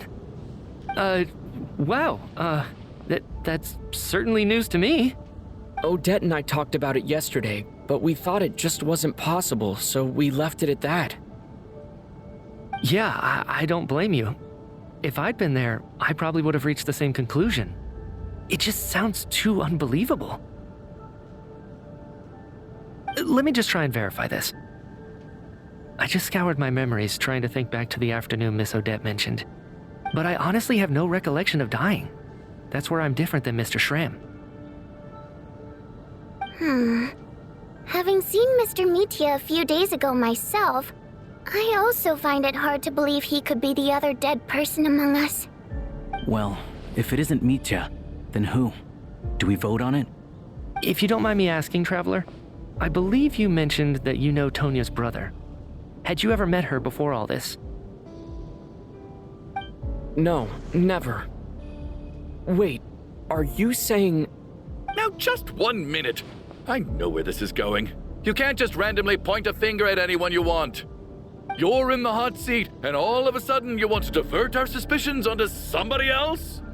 Trying to pick a fight, Mr. Chuganov?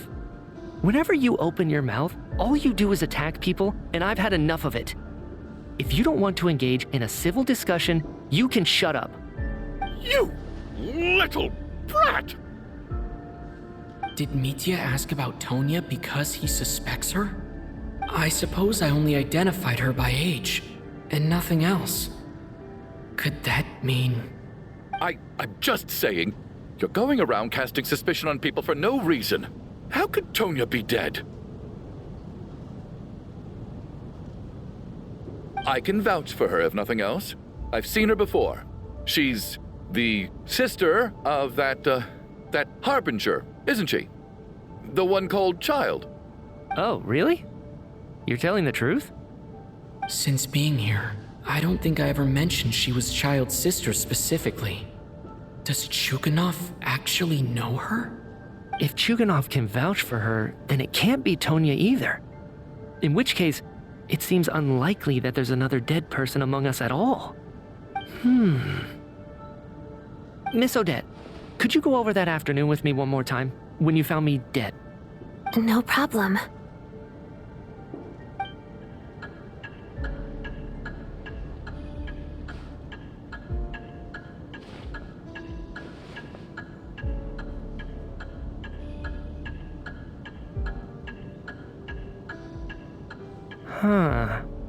No matter how hard I try, I just can't remember anything about dying. But I do remember something else. Miss Vojanitsa, during our last meal together, I told you how some of the researchers were suffering from temporary memory loss. Do you remember that? Oh, yeah. You said it was hindering the progress of your experiments. You thought they were just under too much stress or something. Right. And even though I don't remember dying that day, I'm pretty sure I experienced something like amnesia. Some of my memories from that afternoon are missing. Are you suggesting you're missing the memory of your... Of course. How am I only just realizing this? Humans aren't necessarily aware of their own death. You mean being silently assassinated, or dying in your sleep? Situations like that? The researcher's amnesia.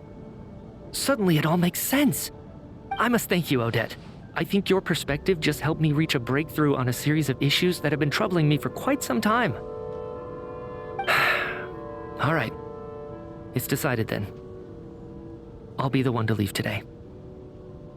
Oh, leave? Hey, wait a minute. Aren't you rushing into this? What if you're wrong? You'll pay with your life. Come on, kid. Aren't you gonna fight for your life? This seems like a rash decision. I have other reasons beyond what's been discussed. In fact, thinking back, I remember during Miss Odette's performance, while I was sitting in the audience stalls, a brilliant new idea for my research popped into my mind. But then, my train of thought suddenly cut off. I can't remember it now at all, and I didn't take any notes. I guess that must be another instance of temporary amnesia. No. Hold on. I see where you're going with this. You're suggesting that each instance of temporary amnesia is a death, right? There's a glaringly obvious flaw in that idea, no? How can one person die so many times? I believe Miss Odette's account. During the period where my memory is blank, I must have been either dead or in a similar state. All it would take is for the same thing to happen in the theater, and I would come under the effect of the ley lines in this vicinity. This increases the likelihood of me being the deceased, does it not? But... There's no evidence to suggest that anyone other than me is a candidate for the deceased. So allow me, as a scientist, to treat this as an experiment. Please relax, everyone. I don't think things are as bad as they may seem. If I really am the deceased, then to leave the theater will be a relief for me. If, on the other hand, I'm still alive right now, well, apparently you've all witnessed my resurrection recently anyway. Who's to say I won't return from the dead again this time? Mitya's right.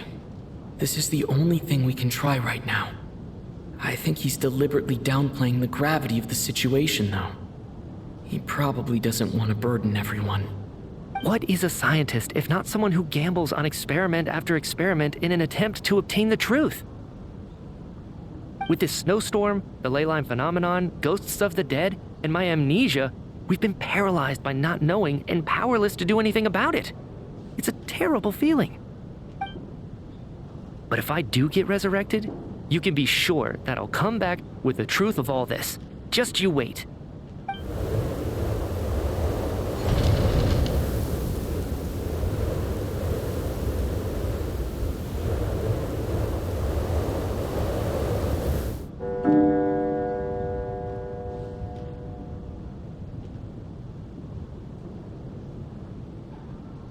Poor Mr. Mitya. I didn't even get to see him one last time. Maybe it's a good thing that you weren't there to see it. It was a hard thing to watch. I hate goodbyes. Why does it feel like everyone around me is slowly disappearing? Not just in here, I mean. In the outside world, too. Maybe it's the realization that, at the end of life, everyone has to face it alone. Come to think of it, the main reason we're still alive right now is pure luck. Each morning here, for every one of us, there's the chance that we might not wake up. You could take it a step further and say that the same is true outside, too. Who can ever be 100% sure when they drift off to sleep that they'll open their eyes again in the morning? If I make it out of here, I'm going to cherish every moment that I'm awake and live without any regrets.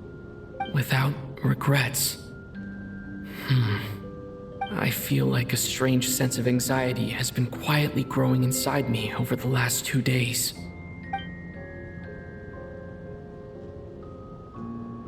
Are you okay? You look really glum. If something's bugging you, let's talk about it. There's only a few of us left here now. After everything we've been through, what's the point in keeping things bottled up? I have a travel companion named Paimon.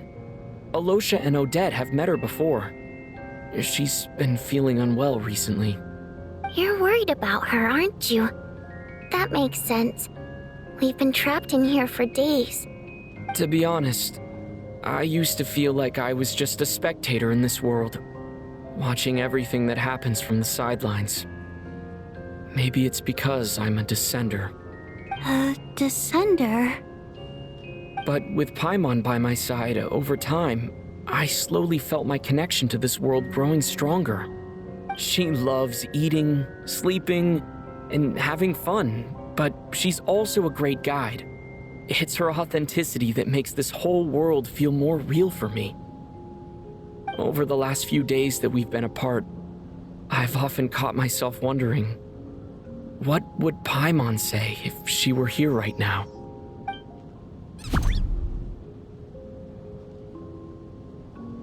But by the time I snap out of it, the conversation has already moved on, and I'm still in my own little world. I'm trying to overcome this sense of detachment, but I really miss Paimon. I guess, in a way, she means the whole world to me. I bet she misses you when you're not there as well. maybe you're her entire world too. I don't know if this will make you feel any better, but back when the water imps left Snezhnograd in droves, I also felt like the whole world was suddenly empty. I could be surrounded by people all smiling and having fun, and still feel completely separate from it. So, I totally understand how you feel. Later on, I started to think, maybe accepting the fact that our loved ones won't always be with us is something that takes a lifetime. All we can do is cherish their companionship from moment to moment. So, once we get out of here, you better hurry back to our side as fast as you can. You can't let your story end in regret. That's the trope I hate the most. Thank you. That's exactly what I needed to hear. But Vodyanitsa, if you hate goodbyes too, why didn't you leave with your people? That's just the choice I made. I used to regret it, but I don't anymore. Like I said before, singing is a water imp's primary mode of expression. It's how we convey our emotions. Our songs have echoed through this theater for hundreds of years, each one a story pieced together through moments of joy and sorrow. But does a story exist without someone to read it? To me, the answer is no. So I made the choice to stay. That way, there would still be someone left to sing these songs and listen to their stories. Otherwise, they could have been lost forever.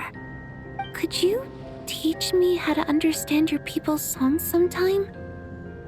I want to be able to truly hear them, like Mr. Shram. A fan after my own heart. Thank you, Tonya. How about I sing something for you, and you tell me what you hear? Okay, I'll do my best.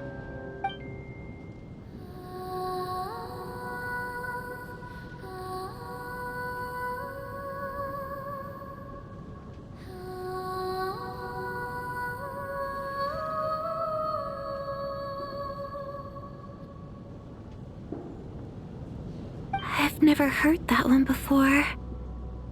I feel like I can hear a sense of longing somehow.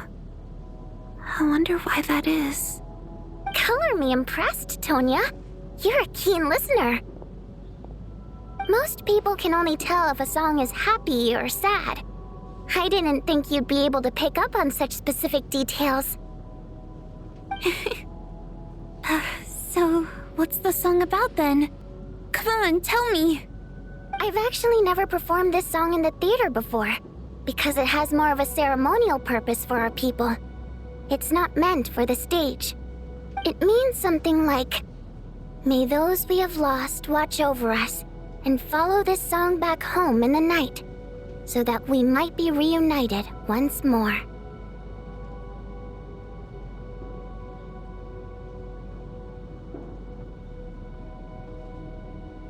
No wonder I could hear that sense of longing.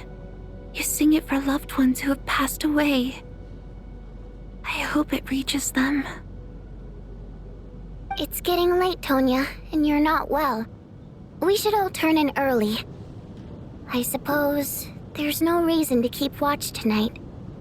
Okay, but, before I go to bed, could you sing that song a couple more times for me, Vodyanitsa?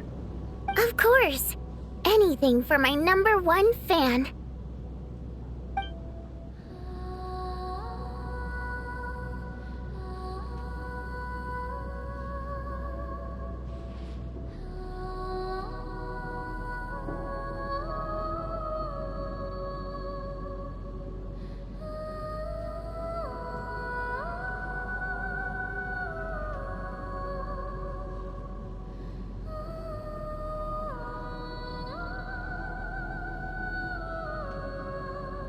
Once I get out of here, I definitely don't plan on ever coming back.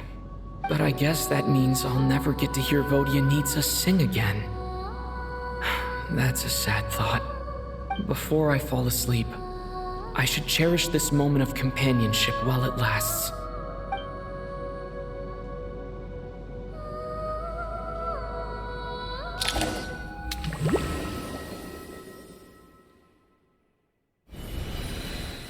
Where am I?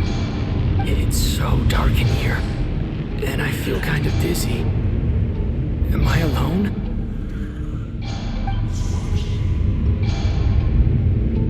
Huh?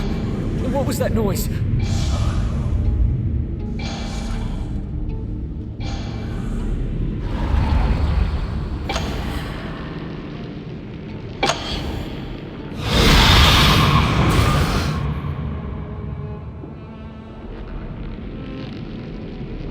Return, O spirits. Fulfill your oath of protection.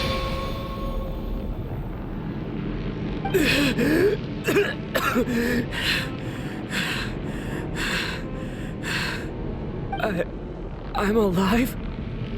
What just happened? No time for questions. Quick, over here. Turn on the switch. We need to bring back the light.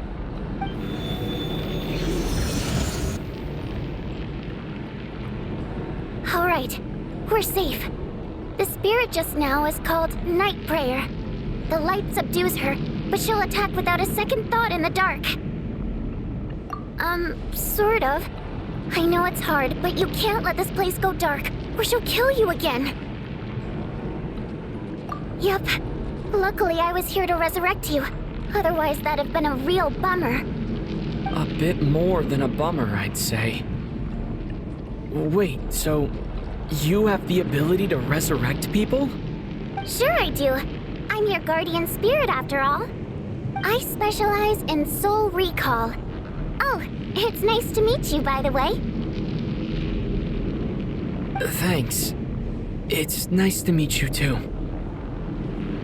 All right, there's no time to waste. The black mist is already catching up. We need to avoid it and Night Prayer at all costs. Come on, let's go. It's too dark. We're not gonna make it. Come on, faster!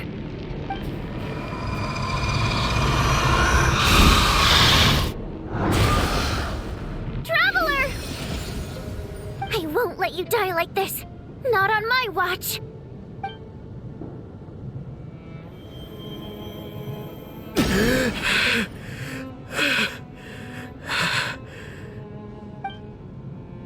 Even though it's not permanent, dying is definitely not a pleasant experience.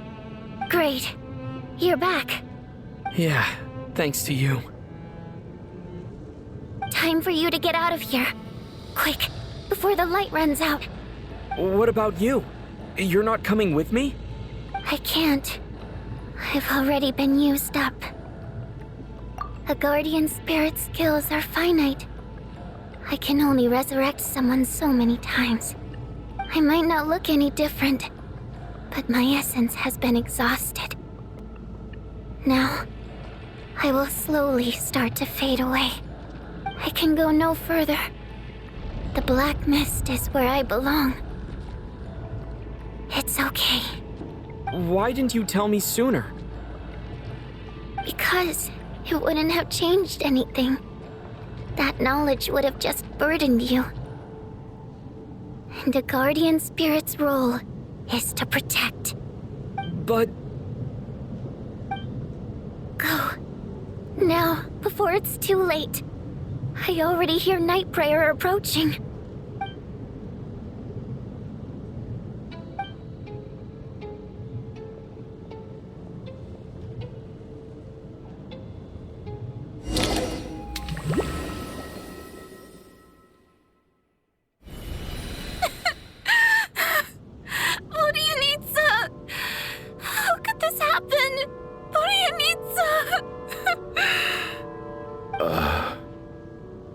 Well, I guess there's no need to inspect the body.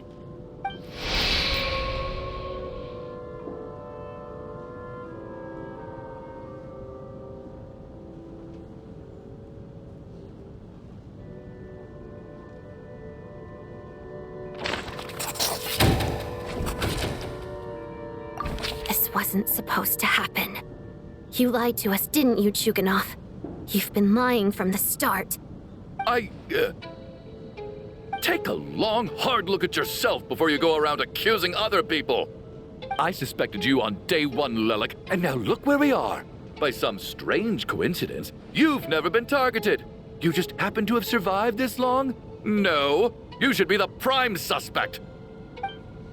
And you, little hunter, ever so content with staying on the sidelines. Yet you were the one who stopped us from leaving from the start.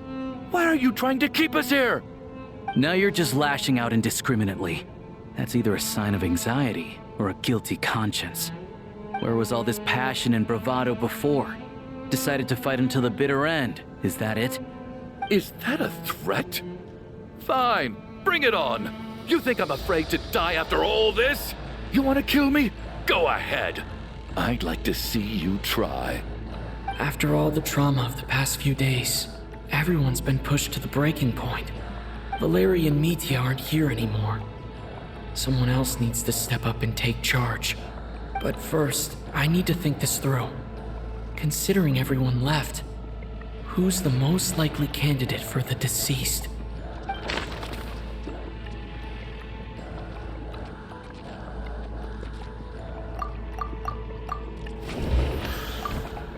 Of those who remain, the only person we've never met before is Tonya. There is room to doubt her true identity. People are easily misled by first impressions. Now that I think about it, Child's sister was in fact a label I imposed on her due to my own assumptions. But Mr. Chuganov vouched for Tonya's identity yesterday. With basically no other possibilities left, could it be?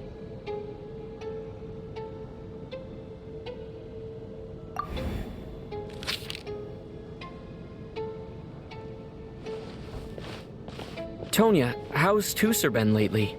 Tusser? Your brother Ajax must have mentioned me in his letters home, right? Did he say anything about a blonde traveler? No. And my brother's name is Razik, not Ajax. Chuganov, looks like it's your turn to do some explaining. Yesterday, you said you could vouch for Tonya. Why did you give us a false testimony? I knew you were behind this, Chuganov. You've been lying through your teeth from the start. Everything about you is fake, down to the wife and daughter you're always talking about. Your entire family man persona is a charade, isn't it? That night, when I infiltrated your place as Lelik, I noticed you were home alone. Didn't think much of it at the time. Just thought everyone else was out. But thinking back on it now, that doesn't seem very likely. My guess is, you live alone, don't you? Even that was a lie?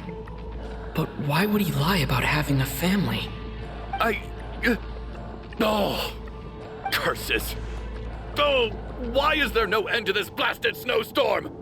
If it would just stop! If it would just stop.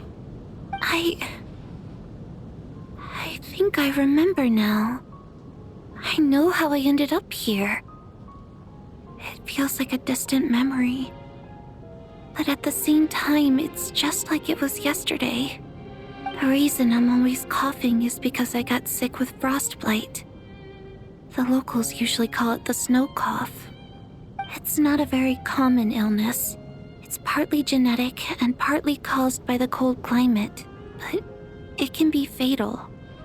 They sent me to the hospital as soon as they found out I had it, and I spent so long lying there in that hospital bed. After a while, I felt myself growing weaker and weaker. Nothing seemed to be working anymore. Neither the treatment that the doctors were giving me, nor the medicine my brother was brewing from frost fairy flower leaves. So one day, I told my brother that I wanted him to take me outside for once, so things could be like they used to, just for one day. I wanted to meet loads of friends, experience new things.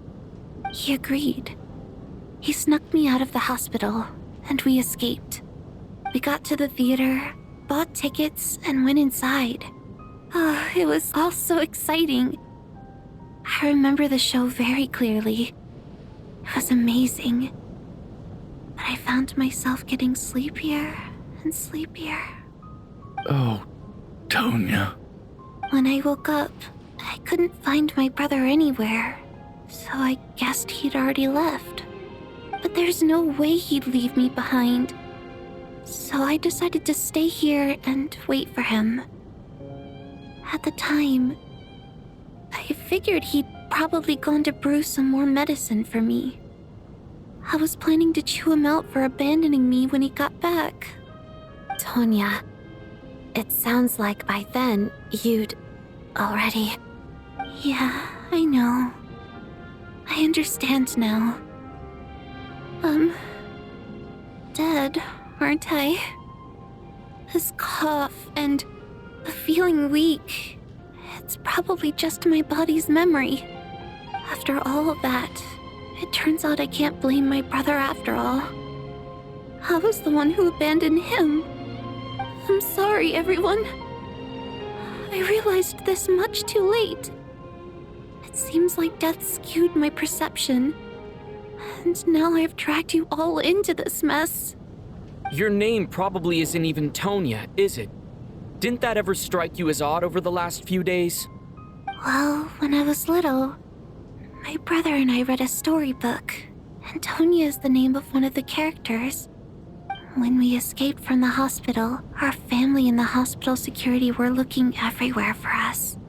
So when you first approached me and said my brother had sent you, and called me Tonya, I thought he must have chosen a fake name that only the two of us would know.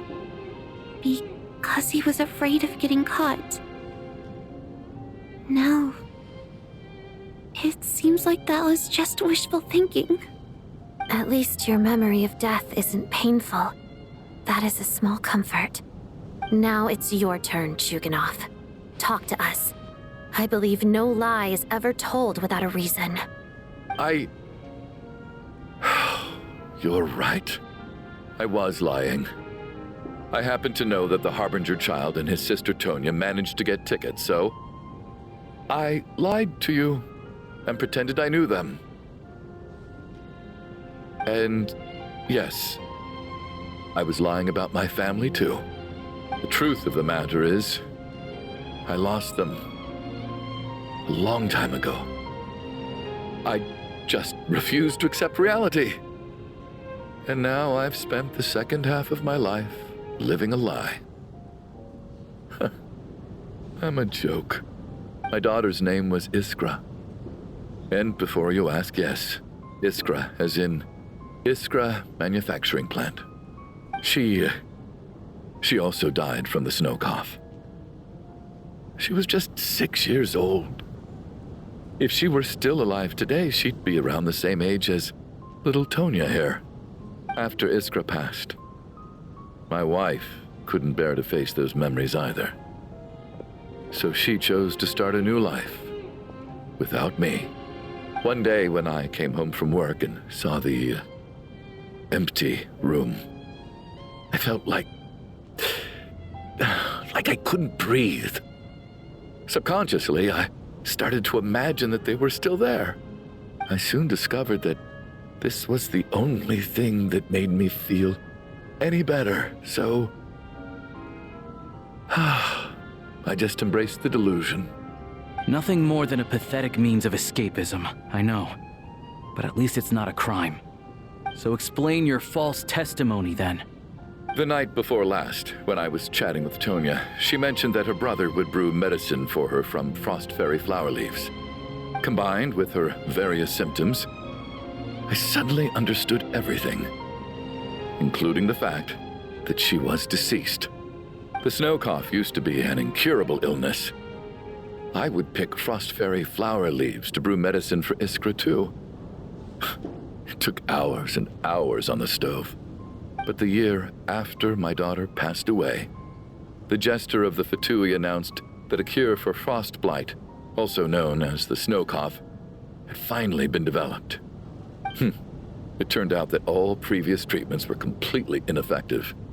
No better than random concoctions. That was the final straw for me. I just couldn't take it anymore. Just one more year. One more year, and everything would have been okay. So, more than anyone, I know full well that in this day and age, no one in their right mind would still be using frost flower leaves to brew medicine for the snow cough. Poor Miss Tonya, therefore, had to have been from an era when snow cough was still a terminal illness. So, you projected your daughter onto her? Even though you knew she was one of the dead? That doesn't make any sense. You knew she was already dead. What did you hope to achieve by protecting her?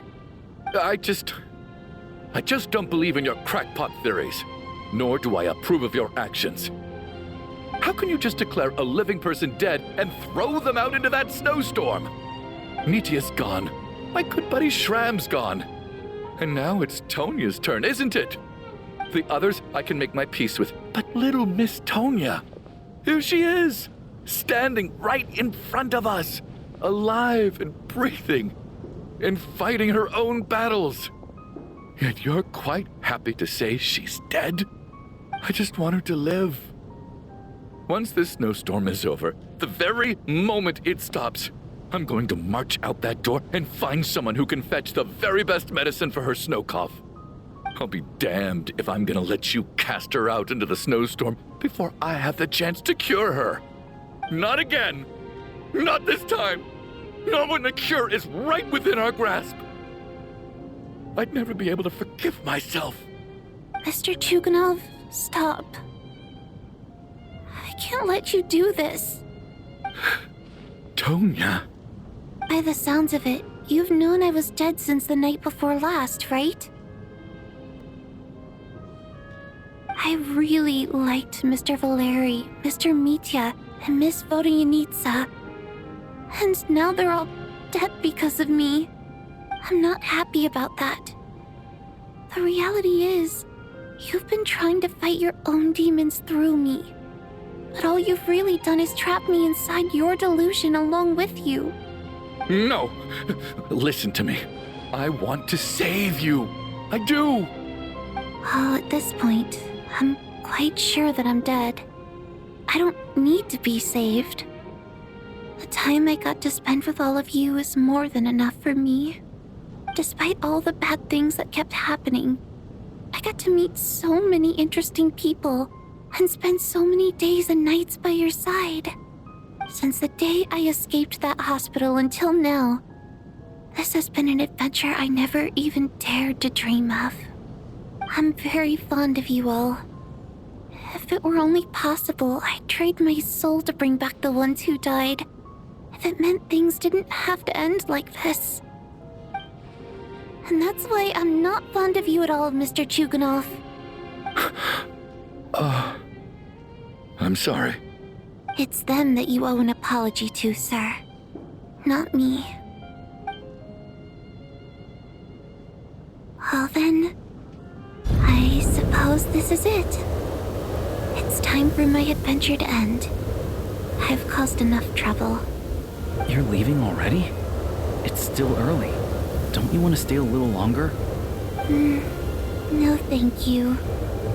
Oh, and by the way,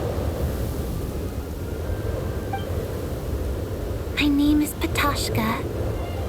It was nice meeting you all. Feels strange that we're only being properly introduced now that it's time to say goodbye. Patashka.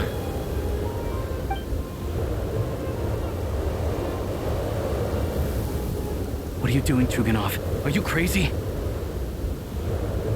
Let me leave.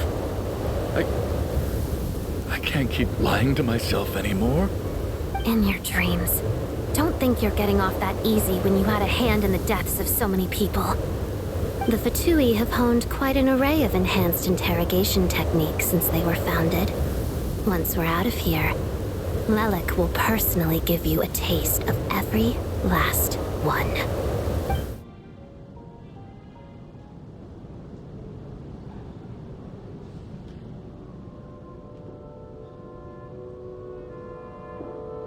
I think we should leave. I doubt this snowstorm is ever going to stop. For all we know, this storm might have destroyed all of Snezhnaya by now. Maybe even the whole world.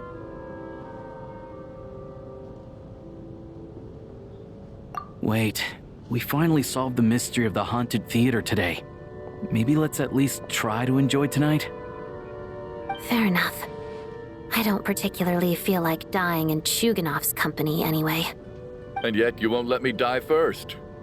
Hey, Chuganov, on a serious note, if we do make it out of here, you should close down that factory of yours.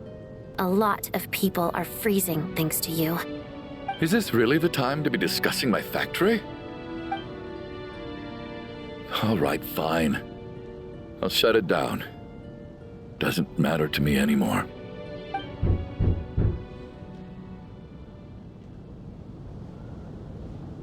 Am I hearing things? Or was that a knock at the door?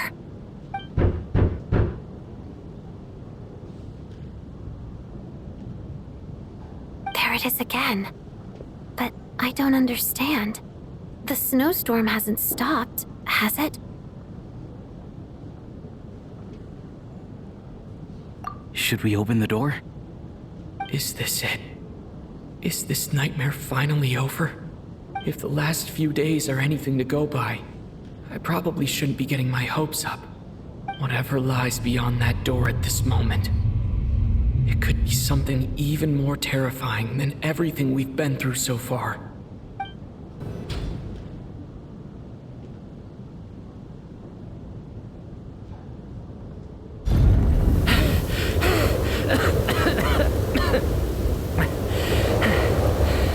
Hey everyone, I'm back. How are you doing? Feeling any better? Much better, thanks. Whew, it is so good to have you guys here. I was a little worried that the theater would be empty by the time I got back. Let me see. Tonya and Vodyanitsa are missing, which means... Vodyanitsa died last night. And then you discovered that Tonya was the other dead person. Am I right? Not Tonya. Pitashka. First, tell us how you made it back here. Given the conditions outside, no one should be able to return alive. You're right. The thing that got me back safely was... a song. I heard someone singing. After walking into the snowstorm, my mind grew hazy. I don't know how long I walked through the storm before my mind completely slipped away. Then, suddenly, I heard the sound of singing. The voice instantly brought me back to my senses, and I regained consciousness. So I followed the voice, searching for the source of the singing. I searched and searched, until finally, just a few moments ago, there was the entrance to the theater, right in front of me.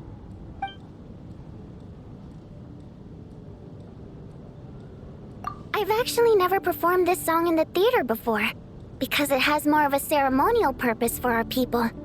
It's not meant for the stage.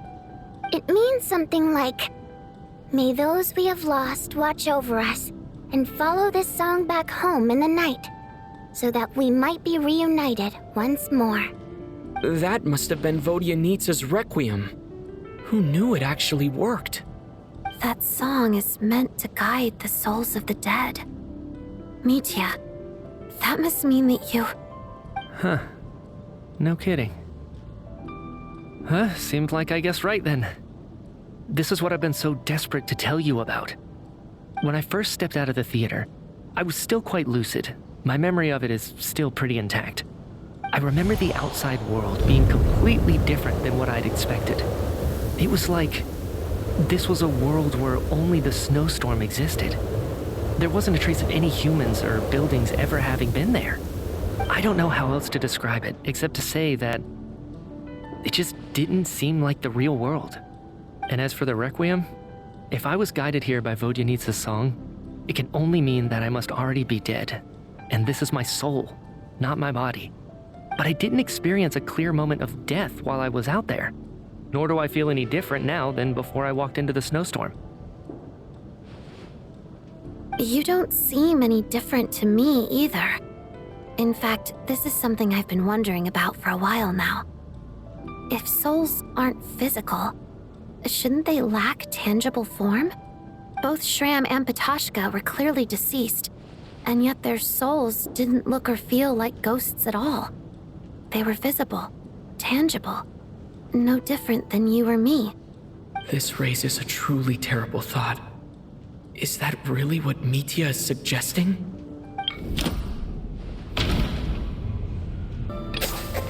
Mitya's soul was summoned back by the Requiem, confirming that he is indeed already dead. And yet, he looks no different from us.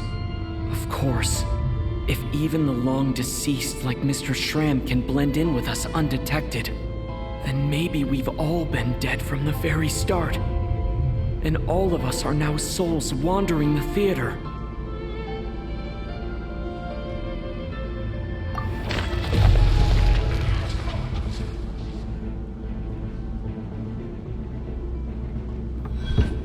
Yes. I think that this is probably the afterlife. What did you say?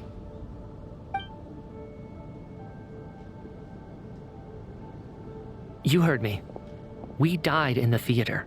All of us did. But due to an obstruction in the theater's ley lines, our souls are trapped here, while an endless, infinite snowstorm rages outside. It's ironic, really. All that time, we were working so hard to figure out who the deceased among us were, when the truth was, we were all deceased. The only difference being some of us died more recently than others. Do you remember that note, "Death is near"? Seems like we misunderstood what it meant after all. Death was nearer than we wanted to think all along. The note simply meant that all of us were already dead. So all our attempts to survive, our search for the deceased, it was all for nothing? Hard to say. At the very least, we helped 2 lost souls find clarity and go to where they belong. The presence of those 2 is probably what caused our souls to be drawn in by the ley lines. In which case, the deaths we've awoken to over the past few days were just souls returning to the ley lines for good. If what you're saying is true, doesn't that make us the lost souls now? Huh, no wonder. This afternoon, when I was moving Vodyanitsa's body, I noticed that the other bodies in the room hadn't decayed one bit after all these days. That's further proof that those aren't physical bodies at all, but merely our shells here in the afterlife. Am I really dead? This doesn't feel real to me at all. No, that's impossible. This cannot be how it all ends. I still find it hard to believe that all of us are dead. How exactly did we die in the real world? None of us have any memories of dying, right? Not even knowing how we died is preposterous. Good grief. Surely there has to be some reason. Exactly. It's hard to rest in peace when you don't even know how you died. It gave me lots to think about as I strode out into the snowstorm. I racked my brains trying to remember the cause of my death, the exact moment I died, the root of all of this, right up until my consciousness faded. Wait. Hold on. Right before I lost consciousness, I think I saw something. I can't remember. And I think I lost my notebook and pen. Mitya, your hand. Is that blood on your fingers?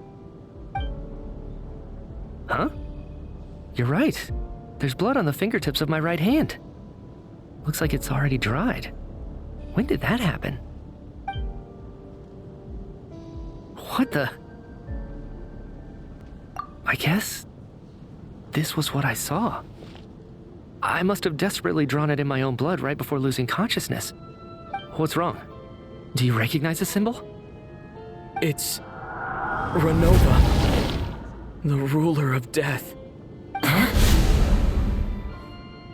Alosha, do you still remember that Snezhnayan folktale you told me about? It was about the Grim Reaper. When someone's about to die, he appears as an incarnation of someone familiar to guide their soul into the afterlife. And as soon as you recognize his face, your life is over. I heard a similar tale when I was little. You think the Grim Reaper in this story refers to the ruler of death you mentioned? That's right. In which case, death is near could also mean that the Grim Reaper is here disguised in a familiar form. Death, the deceased, and the Grim Reaper? So it's a triple entendre. When I first saw this note, I thought it contradicted the investigation report. But now it seems like that was the whole intention. So the Grim Reaper deliberately misled us. Then, we started suspecting each other and searched for the deceased while they hid in plain sight. By that logic, the one person most likely to be the Grim Reaper incarnate is...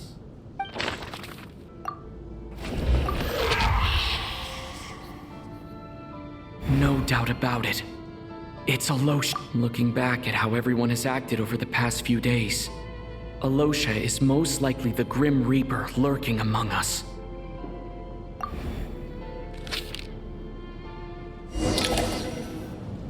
Is it you, Alosha? You were the first to discover the investigation report, and you had plenty of time to slip the note inside to mislead us. So? Surely you can't suspect me based on that alone.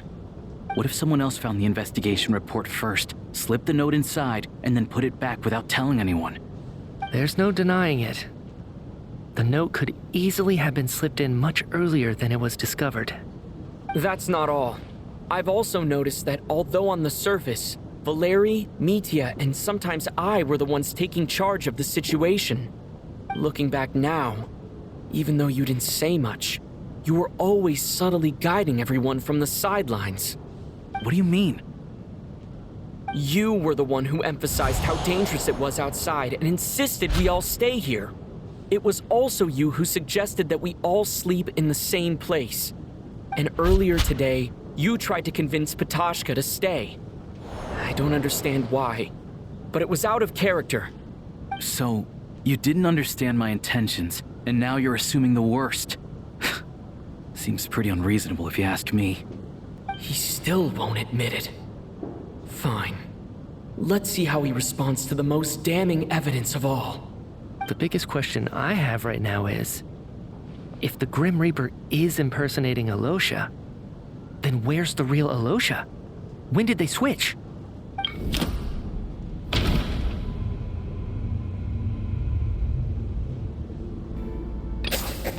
That's right.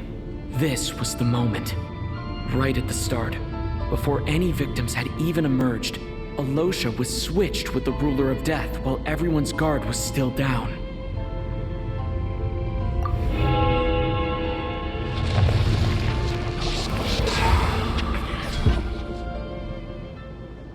When all this began, right after the performance ended and the snowstorm began to pick up, no one suspected anything unusual.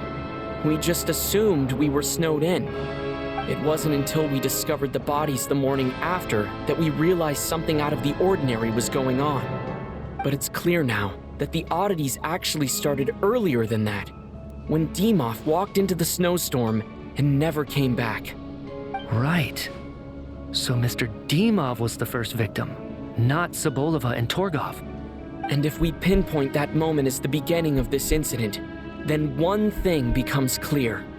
Alosha, you are the only person who walked into the snowstorm and came back without the help of Vodyanitsa's Requiem.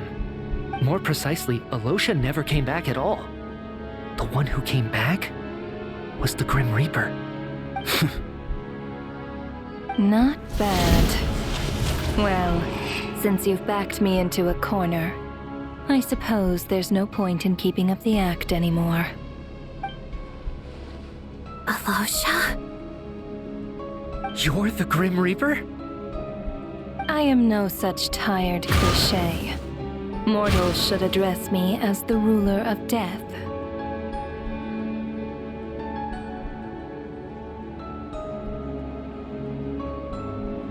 Before being wiped out for good, you identified the two deceased, and even sensed my presence. A commendable achievement.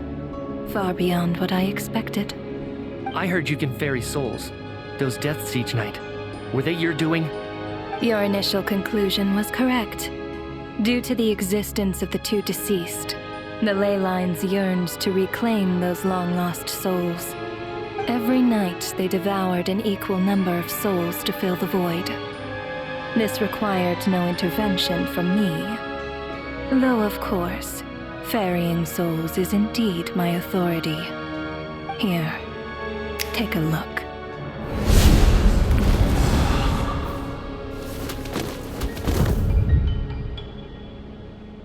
What are you doing?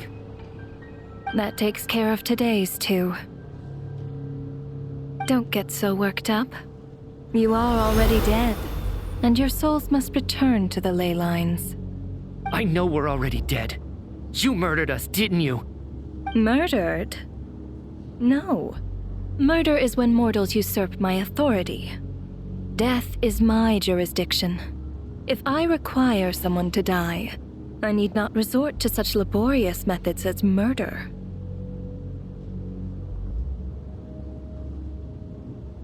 You simply met the criteria to trigger my curse of death. I know about the curse of immortality. So there's another death-related curse too? You cursed us? When? And why would you do such a thing? So often, humans pray to me, begging to know when their death will come and what form it will take. But few people ask why. If you must have an answer, know that death comes simply because one's time has come. So you're not gonna tell us the truth? Hold your tongue. By all rights, you shouldn't even be allowed to speak with me. Those angels from the past are to blame for the reckless renovation of the ley lines here. It's made my work on this occasion infuriatingly complicated. Work? So trapping us here, making us watch our friends die, that's just another day at work for you? You clearly have a lot of questions. Fine. As a reward for your remarkable accomplishments over the past few days, I shall answer a few of your inquiries, provided they aren't too unreasonable. After the physical body dies, the soul must return to the ley lines for that person's death to be considered complete. My work encompasses the entire process of death, including, naturally, the guiding of souls into the ley lines, with which you are now so familiar. You must also be rather familiar with Natlan's Night Kingdom, I presume? It was I who supported the creation of the Night Kingdom. It provided a convenient means of guiding the souls of Natlan. Here, too, the ley lines connected to the theater underwent some modifications. The angels hoped to make them capable of accommodating the souls of some special creations. But this actually hindered their ability to accept ordinary souls to some degree. This effect manifested itself after you died from the curse in the theater, leaving you stranded in the afterlife, unable to achieve a complete death. But if souls who die from the curse of death fail to return to the ley lines within a short window of time, they will miss their chance for good. Then, they will remain forever suspended between life and death, no longer subject to the authorities of either. So if you don't resolve this matter soon, and see all our souls return to the ley lines before long, we'll escape your control. Mitya's sharp. This must be what Renova was worried might happen, and the reason she got involved to begin with. But if you have the authority to guide souls, why didn't you just show yourself and get it over with? Why hide among us in the form of Alosha? You seek to understand the mind of a god. Very well. I'll tell you. This is a theater, and I decided I wanted to watch a show about death. That's why I encouraged you to take the events to the stage. I found myself getting quite immersed. I suppose the entertainment you provided makes up for all the trouble you've caused me by being so defiant in the face of death. There. Are you happy with my answer? Can't say I am. Really? But it fits the stereotypes you humans have about gods. Just moments ago, You were complaining about how infuriatingly complicated your work here has been. Work is work, I get it. There are times when it's a huge pain, but you just have to get it done, right? That's a rather unique perspective for a human. You are in fact correct. There is a pain point in this case. Due to the obstruction in the theater's ley lines, there is a hard limit on the number of souls they can receive each day, making it impossible for me to ferry all your souls at once. Revealing my identity too soon would inevitably have led to futile resistance, and there was a risk that any souls who chose to run would disappear. Then there was the issue of the 2 lost souls you called the deceased. The way you resolved that quandary was all part of my design. That's what I don't understand. If all of us were souls of the dead, what made their presence among us special? For centuries, they have refused to return to the ley lines, exploiting the issues created by the angel civilization to resist being drawn in. Centuries of obsession accumulated during this process. You may think of this obsession as the resentment of the dead, and in this quantity, it was a bomb that could have detonated at any moment. It reached the point where I could not afford to leave it unchecked. But the only way to fix it was to help them acknowledge their own deaths, make peace with their regrets, and willingly walk into the snowstorm. Only then, with my guidance, could they finally return to the ley lines. Otherwise, you would not like to know what the consequences would have been. I vaguely remember seeing Batashka, but in the most terrifying form. Was that in a dream? Is that what would have become of her if she hadn't returned to the ley lines? I see your dreams brought you many revelations. So you see, death in fact grants wisdom to mortals. Souls connect to all things in the world and see the chain of cause and effect between them. It's nothing unusual. Anyway, giving psychological counseling to lost souls is not my strong suit. That is more of an angel's role. It was something I could not resolve directly using my authority, so I decided it was easier to leave the bomb defusal to you. Meanwhile, of course, their presence caused the souls of other members of your party to return to the ley lines each night. From where I stand, that was killing 2 birds with 1 stone. As both issues slowly resolved one another without me having to lift a finger, all I had to do was stay close by and keep the situation under control. Then use my authority to wrap things up at the end. And, of course, while I was at it, I thoroughly enjoyed watching this drama, dealing with death from a mortal perspective, play out on the stage. Sounds like you had it all figured out, Grim Reaper. I just did the math. You said there's a hard limit to the number of souls the ley lines here can receive each day. It's 2, isn't it? That much is obvious, even to a fool. It's time to review this whole affair. If the ley lines can only take in 2 people per day, I need to go over the deaths from these past few days again.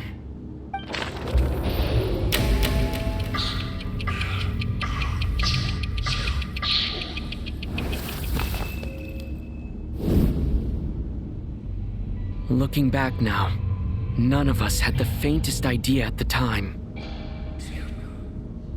From the moment that staff member named Demoff walked into the snowstorm, the incident had already begun. Alosha was the second to walk into the snowstorm after Demoff to investigate. During this process, the ruler of death assumed his identity, making him one of the victims.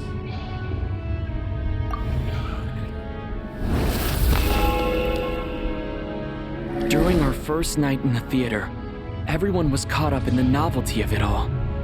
No one could have expected there would be victims the very next morning. Despite all the confusion, and with the help of hindsight, we finally began to realize that something was amiss with the snowstorm.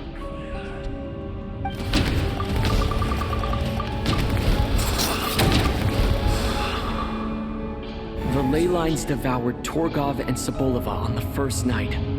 At the time, we thought this might be a murder case connected to Lelik.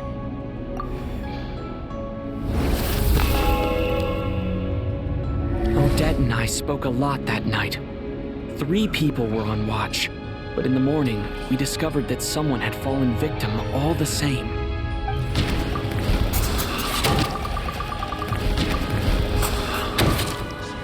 The deaths of Kulish and Rampana caused everyone to stop suspecting Lelik. Unexplainable phenomena occurred one after another, leading Mitya to suspect that we were caught up in a supernatural event.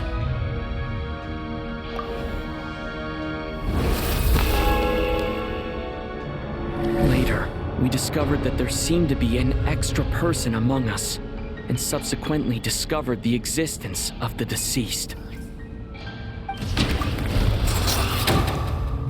Mr. Schramm realized he was the deceased and walked into the snowstorm to return to the ley lines of his own accord. It turns out there really was a dead person among us.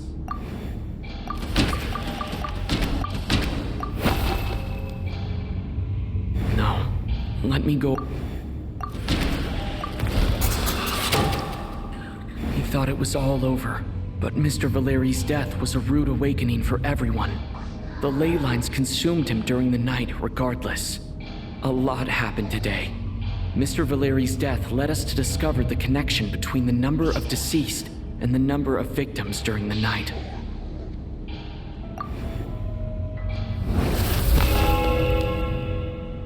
The fact that there was more than one deceased seemed to bring us back to square one. Odette revealed some information she had been keeping to herself.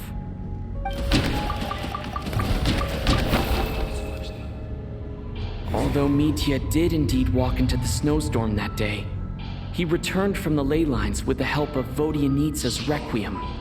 The void in the ley lines hasn't been filled, so let's rule out Mitya for now.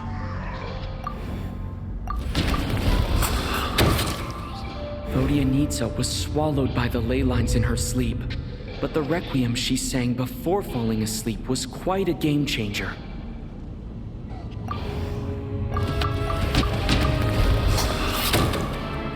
As it happened, Patashka filled the void left by Mitya's return from the ley lines by walking into the snowstorm this morning. The girl I thought was child sister Tonya turned out to be another of the theater's deceased. Come to think of it, Patashka was about to walk into the snowstorm at that time. And Renova, unaware that Mitya would return, was concerned that her soul would overflow from the ley lines. That's why she used Alosha's voice to try and persuade her to stay behind. Looking back, I suppose that was an early slip-up on her part.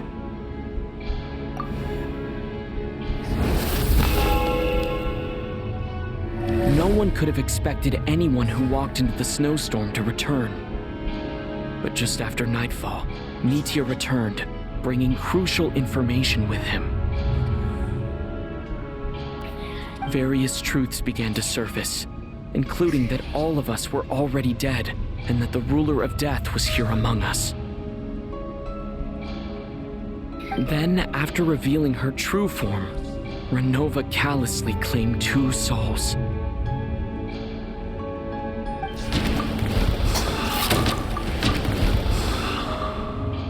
In fact, everyone was already dead by the time we took the photo. And in the days since, we've experienced many more partings in the afterlife.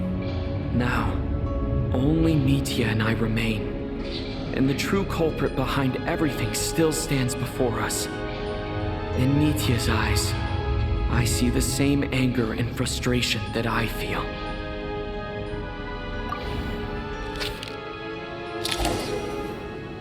That covers everything. It's all clear now. Your work isn't finished here yet, is it? The Traveler and I are still standing here, safe and sound.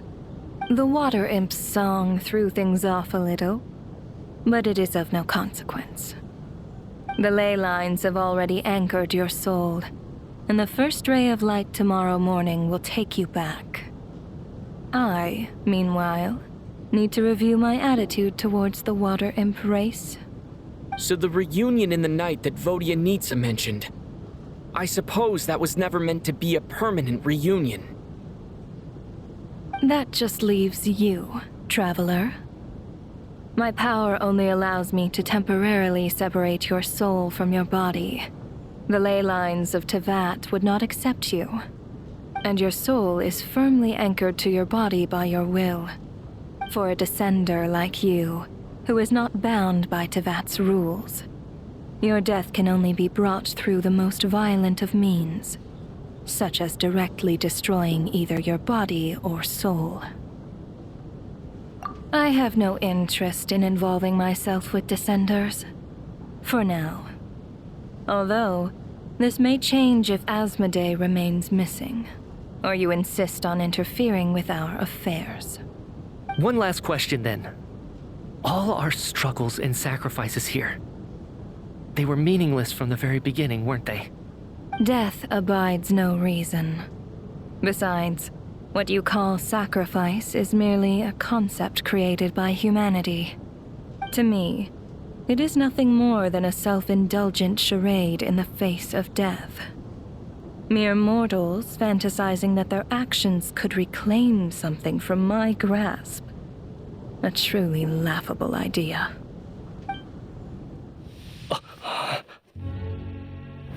Grim Reaper, you really know how to get on my nerves. I'm not here to ingratiate myself with you. I kill merely because your deaths are necessary. Oh, you've made that quite clear. But humans don't take well to being scorned. Not even by the gods.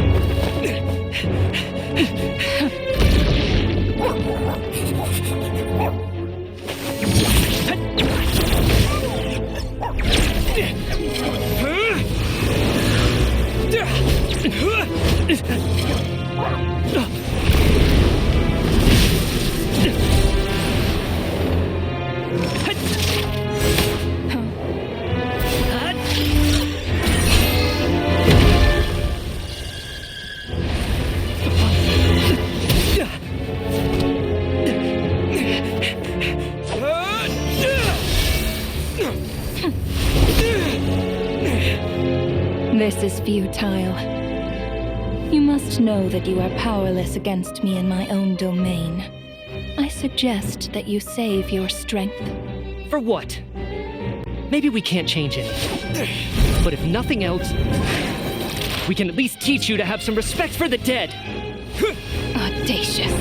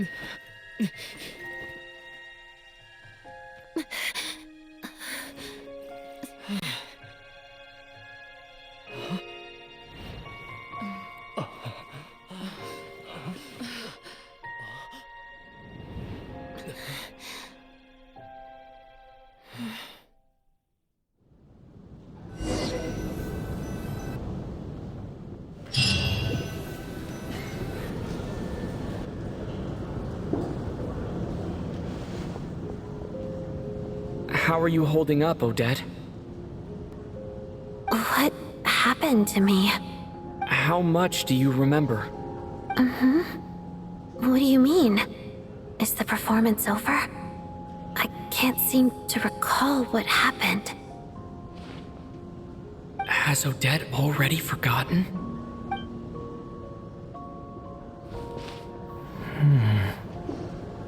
Mitya? Oh, I'm sorry. I guess I spaced out there for a second. Remind me who you are?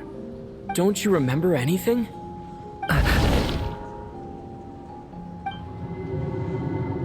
Yeah, I remember now, comrade. Looks like we guessed right. Just like me when Odette found me at the Armory Palace.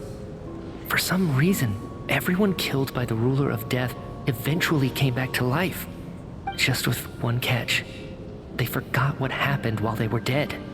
Odette and the others have already forgotten everything. Why were you able to remember this time? Could this be the reason? You said this is the Ruler of Death's symbol, right? I don't see anything there. You don't? Huh. Okay, I guess that makes sense. I carved this into my hand in the afterlife, so it's not visible in the physical world. Does that mean I carved this symbol into my soul? What an unsettling thought. Still, at least I get to remember what happened. I suppose it's a blessing in disguise. What about you, though? The Ruler of Death mentioned that you're a descender? Is that why you can remember? A full explanation would get complicated very quickly, but that's essentially it. Well then, now that it's all over, let's figure out what we've learned. The first thing I notice is that everything here is precisely as we left it, right before our deaths. This confirms that time passes differently in the afterlife than in the real world. They say that right before death, time slows down, and your whole life flashes before your eyes. That must be how you know you have one foot in the afterlife by that point. Anyway, clearly the few days we spend in the afterlife probably only amounted to a few short minutes in the real world. This also aligns with previous reports of widespread temporary memory loss among the Armory Palace personnel. Now it seems likely that those were all brief deaths caused by the Grim Reaper's so-called curse of death. To those unaware of the truth, dying and coming back to life must feel similar to a short bout of catatonia.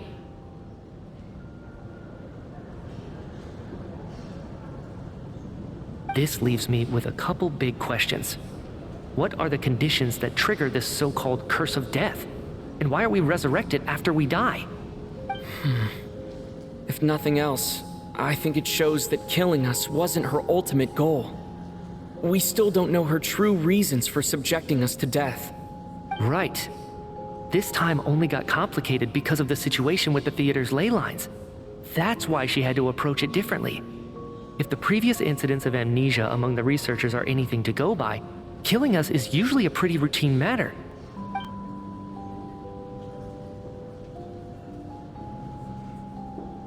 Come to think of it, wasn't I about to note something down before I died? I can't remember what it was, but I think it was something related to my research project. Sorry, Traveler. I'll catch up with you again later. Right now, I have to make a trip back to the Armory Palace. Sir, if I may, no one of your description has ever shown up in my investigations into Mr. Mitya's friends. Yet, you two seem very familiar with each other. Could you perhaps tell me where he was in such a rush to get to? And, by the way, have we ever crossed paths? Forgive the presumptuousness, but I feel a vague and indescribable sense of familiarity about you. I can explain everything. Could you help me gather everyone in the theater in one place?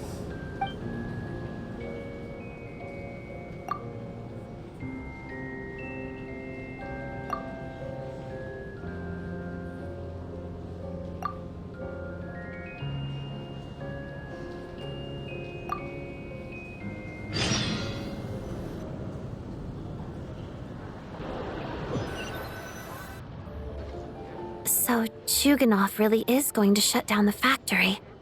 I guess this theater incident actually did us some good after all. So, You said I promised to take you to the Armory Palace while we were in the afterlife, yes? I believe you. I think I even have a vague memory of it. Agreed. Let's check in on her first. The whole reason for our trip to the Armory Palace anyway is to figure out what's going on with her health.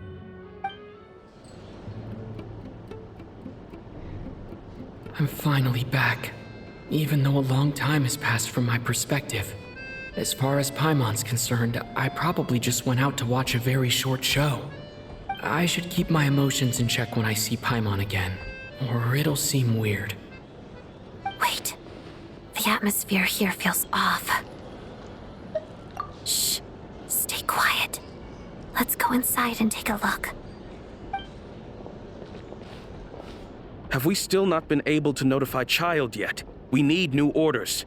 What if that person comes back again?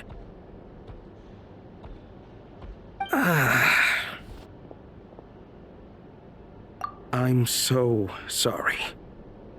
Under the circumstances, there was really nothing we could do. Tell me, what happened to Paimon? It was the Jester. He came here in person and escorted Miss Paimon away. He's the director of the Fatui. His authority supersedes all others and cannot be questioned. There was nothing we could do. How long ago did he leave? And what was Paimon's status? It was about an hour ago. Miss Paimon was fast asleep at the time. The Jester simply walked off with her as if it was only natural. I assure you, he absolutely did not use any force. Do you know where they went? The Armory Palace, most likely. Lord Piero, the Jester, has been overseeing the experiments there lately, keeping a close eye on their progress. Everyone in the Fatui has heard about it by now. I'm surprised he came in person. Whatever his reason for taking Paimon, he'll most likely return to the Armory Palace first, which is exactly where we were headed anyway. Then lead the way, Odette. Okay, let's go.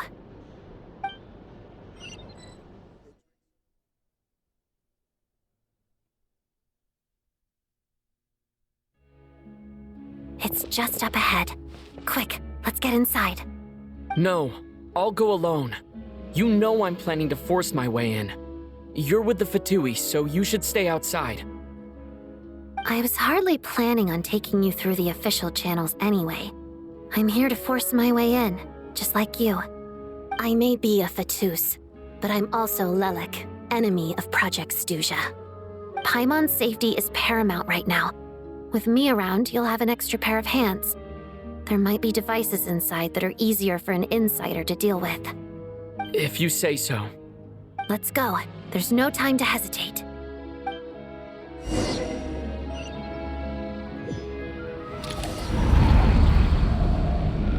What's going on? Wait, I remember this feeling.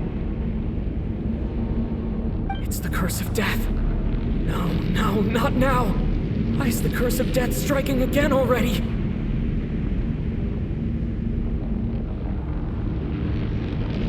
Odette.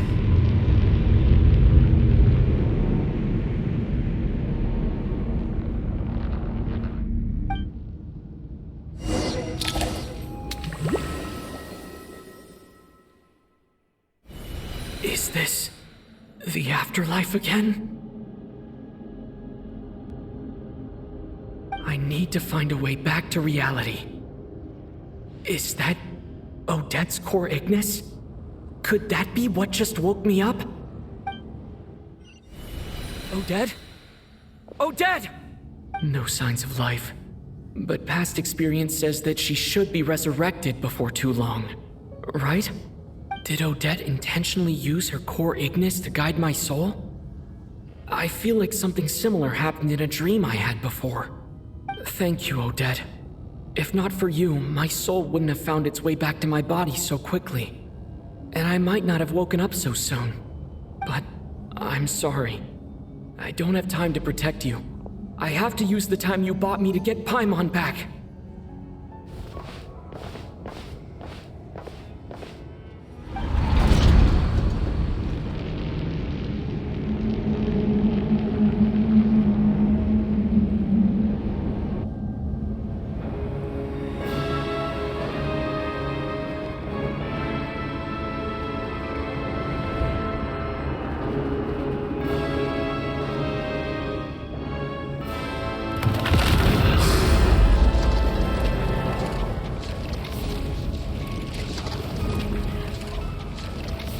You don't learn, do you? You've already been involved in one mass death, and now you show up at the scene of another. This might have passed for a coincidence the first time, but a second time? Am I to assume you are intentionally interfering in Snezhnaya's affairs? Judging by your expression, it seems that you understand little of what is going on here. In that case, a word to the wise. Do not interfere in Snezhnaya's affairs. A civilization that fails to learn its lesson constantly depletes its own worth. It will one day lose any reason for its existence. And as a descender, you are perfectly suited to be the lifeline to which a dying civilization might desperately cling. Consider your position carefully. No advice needed. I'll make my own judgments. Suit yourself. When the day of reckoning arrives, not even a descender can hope to escape unscathed. The time for resurrection fast approaches. The mortals here are not yet worthy to behold my form. So that will be all for today.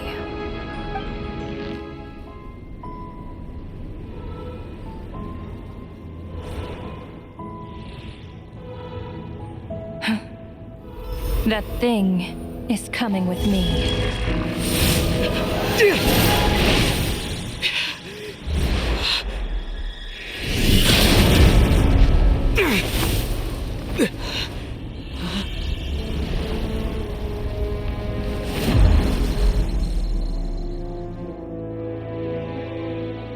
You awoke sooner than I thought.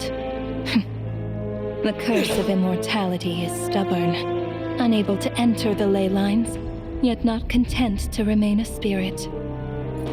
Ruler of death, what do you want? You perplex me. Both you and you. That thing may be a creation of Celestia, but it possesses none of Celestia's power, let alone authority. Your obsession with it baffles me. No matter, the resurrection will soon begin. It's worthless anyway. I'll reclaim it next time.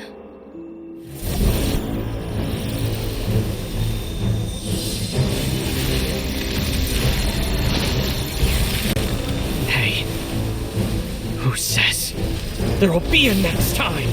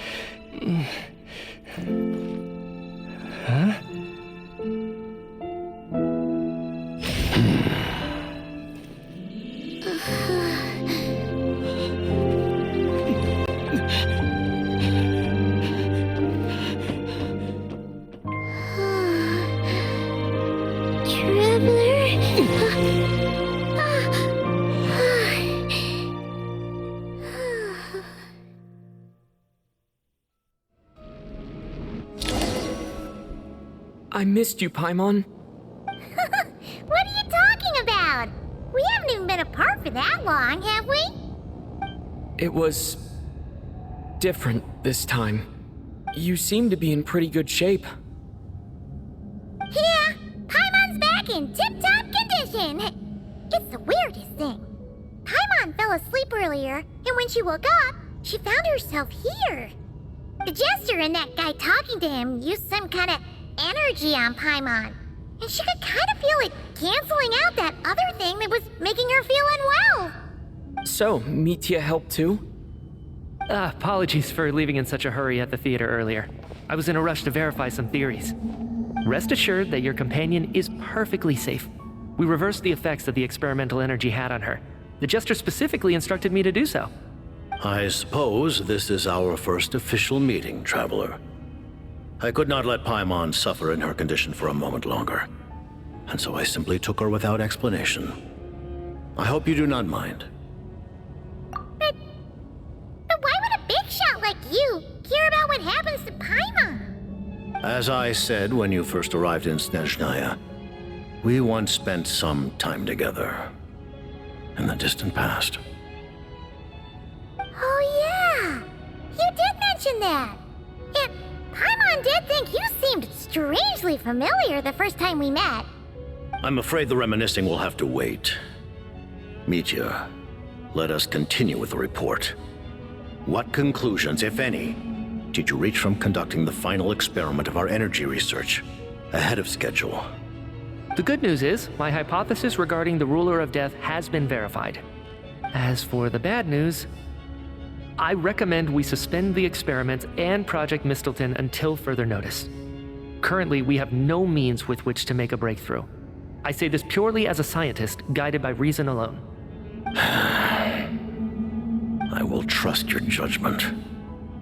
We shall put the project on hold until the Ruler of Death has been eliminated. Wait, what are you guys talking about? You want to get rid of Renova? Like, how? By killing her? By whatever means necessary, so long as it removes the threat she poses to us. Until then, everything we do will be in vain. After what just happened, I've ascertained Renova's goal. Or rather, the trigger condition for the Curse of Death. Okay, let's hear it. What she's doing is blocking Snezhnaya's technological progress, preventing us from possessing any means with which to threaten the heavenly principles. Just like the little lapdog she is. So, any ideas, research, or experiments that lead to technological progress can trigger the curse. Just now, for instance, I was set to launch a final phase energy experiment ahead of schedule. If the experiment was successful, we could have achieved a crucial breakthrough. As expected, though, the moment the experiment began, all the researchers, technicians, and witnesses died from the curse. All that effort, not to mention the energy and materials we relied on Project Stuja to gather for us, went to waste. In the end, nothing was gained. Does that mean something similar happened when we were at the theater? That's right. During the performance, I thought of an important breakthrough regarding the experiment, and wound up dragging everyone into this. So the nature of the curse seems to be something like, when moments of technological progress occur, all life in the vicinity is taken away. What a violent method. Of course, that meant the curse was normally limited to the Armory Palace. Since outsiders are forbidden from entering, this mass death phenomenon went unnoticed, until Odette came along. I believe she was the first witness. The Curse of Death was triggered just before she infiltrated the Armory Palace that day. But you mentioned something about a final stage experiment. Doesn't that mean you've actually made some progress? That's right. Even with the gods locking certain key components out of reach, humanity can still advance technology in incremental steps accumulated over time. But, as I'm sure Renova anticipated, even incremental progress has its limits, a point where the truth you're seeking must be put to the test in an experiment. You mean, the experiment you were just about to do? Yes, we were at a critical juncture, a moment where the quantitative was about to translate into fundamental qualitative change. With this single experiment, we could have brought everything we've worked for to fruition. But now, after already being forced to fumble around in the dark all this time, it feels like we've truly hit an impenetrable wall. As long as Renova's Curse of Death persists, we won't be able to advance the experiment, or obtain any results. And with Project Stuja having been in effect all this time, at our nation's current strength, repeated trial and error is simply unsustainable. Only by eliminating Renova first will it be possible to continue advancing our plans. But she's the ruler of death! She can just kill whoever she wants, right? That's gotta be the scariest power ever! Is it even possible to beat her? We'll see. But one thing's for sure. She definitely can't just do whatever she wants. The best proof of that is me, standing here, very much alive. You're saying... Wouldn't it be easier to just kill all of us researchers for good? Why resurrect us over and over again? Why let us advance our technology to this point? So, you're saying even the ruler of death has limitations we don't know about? Exactly. And I think that's where the key to our breakthrough lies. Regardless, the ruler of death has always been an obstacle we must overcome. Indeed, we must face life, death, time, and space. After all, our goal is the heavenly principles. The Fatui want to challenge the heavenly principles? For a long time, I've had a vague suspicion the Fatui and the Tsaritsa were targeting the heavenly principles. But hearing the Jester admit it is still a shock. No wonder the Tsaritsa's goal has always been kept a secret from the people. What kind of road will that lead Snezhnaya down? In that case... Lord Jester, I would like to request some leave.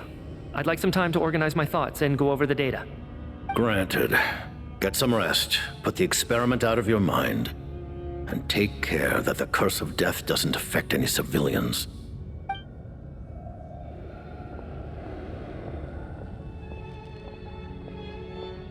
While there is yet time, allow me to offer you my hospitality, honored guest of Snezhnaya. Is there anything you wish to know? I remember hearing the term Mistleton from Columbina. Yeah!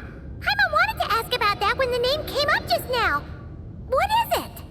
Paimon's heard of Project Stuja, but not this one. As you know, Project Stuja is a series of measures enacted to consolidate our nation's resources, the greater purpose of which is to serve Project Mistleton. Many of the things you have encountered thus far are essentially for the advancement of that project. This includes the Kuvaki Experimental Design Bureau in Nocturne. Researching Kuvaki was merely a facade. Its core objective was to use local resources and research findings to build Mistleton itself. And that's a weapon built for the final battle against the heavenly principles, isn't it? Huh? How did you know that? I was given some intel, and I made some deductions. Wait. You must mean that thing over there. Oh, Paimon's gotta take a closer look at this thing. Especially after you guys sent so many people to Nocturne to work on it. Kuvaki alone will not break through Celestia's defenses, let alone challenge the heavenly principles. The heavenly principles are no doubt accustomed to combating the power of the light realm, and elemental energy is simply the power of the human realm, converted to that form by the heavenly principles themselves. Any attempt to use this power against its creator would be a futile endeavor. For now, therefore, we have set our sights on the form of energy associated with the third descender and the stellar linchpins. This may hold the potential to allow Mistleton to contend with the heavenly principles. You could say that by reverse engineering the stellar linchpins to extract the energy within, we have obtained a source of anti-Celestia energy. The Kuvaki Experimental Design Bureau, Project Stuja, and the new energy experiments. Huh. So, Project Mistleton is what ties it all together. And it looks like your plan is almost complete. No wonder the ruler of death came after you.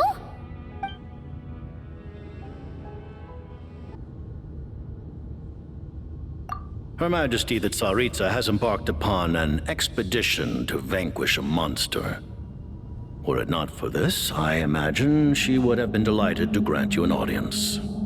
Seems like the powers that be in Snezhnaya don't intend to hold my past conflicts with the Fatui against me. The Harbingers have been granted significant autonomy in retrieving the Gnosis. But by the same token, they do not completely represent Snezhnaya's official stance. You read my mind. Speaking of the Gnosis, Paimon's been dying to ask this question since forever. Why exactly does the Tsaritsa want to collect them? Is it something to do with the fight against the Heavenly Principles? The Gnosis will undoubtedly serve as a key bargaining chip when she confronts the Heavenly Principles. Beyond that, you had best ask the Tsaritsa herself. I am not sure if this information is mine to disclose. What do you mean, not sure? Don't you make the rules? You're the highest-ranking Harbinger! Ugh, never mind. Taking on the Heavenly Principles is something most people wouldn't even entertain in their wildest fantasies. Why is the Tsaritsa so fixated on this? In Tevat today, civilization is nothing but an illusion. Something whose very existence can be negated at any moment. Our civilization may very well be destroyed in the struggle, but as things stand, the Heavenly Principles could choose to negate our existence on a passing whim. And we must not sit back and accept that fate. Only by changing the state of affairs, only by overthrowing the Heavenly Principles, can our civilization truly be said to have taken root. Otherwise, the fate of the people of Conria and Hyperborea is a cycle doomed to repeat itself. Accepting potential destruction in return for getting to control your own fate. Furthermore, perhaps this is still somewhat difficult for you to understand. Are you aware that all the rules of this world are made up of curses? Huh? All of them? Paimon knows about the curse of death you mentioned, and the curse of immortality that you and Dainsleif have. Then the birth of the Hilichurls, the rules of Natlan's Ode of Resurrection, those are curses too? Farina's long life seems to stem from a curse placed on her by Focalor as well. Yes. Even a god's love for humanity is a curse the Heavenly Principles inflicted upon the gods. What? The Tsaritsa has always had ample reason to hate the Heavenly Principles. If she can seize their authority, she will reconstruct the entire world, and when that time comes, humanity will be completely liberated from curses and lies. Look forward to it. It will be a world beyond your imagination. Though the ordinary people of Snezhnaya may not understand these details, in this frigid land locked in a ceaseless struggle against the environment, in this nation to which the gods have never shown favor, we all believe that standing in solidarity with the Tsaritsa in our shared struggle will surely usher in a new and better world.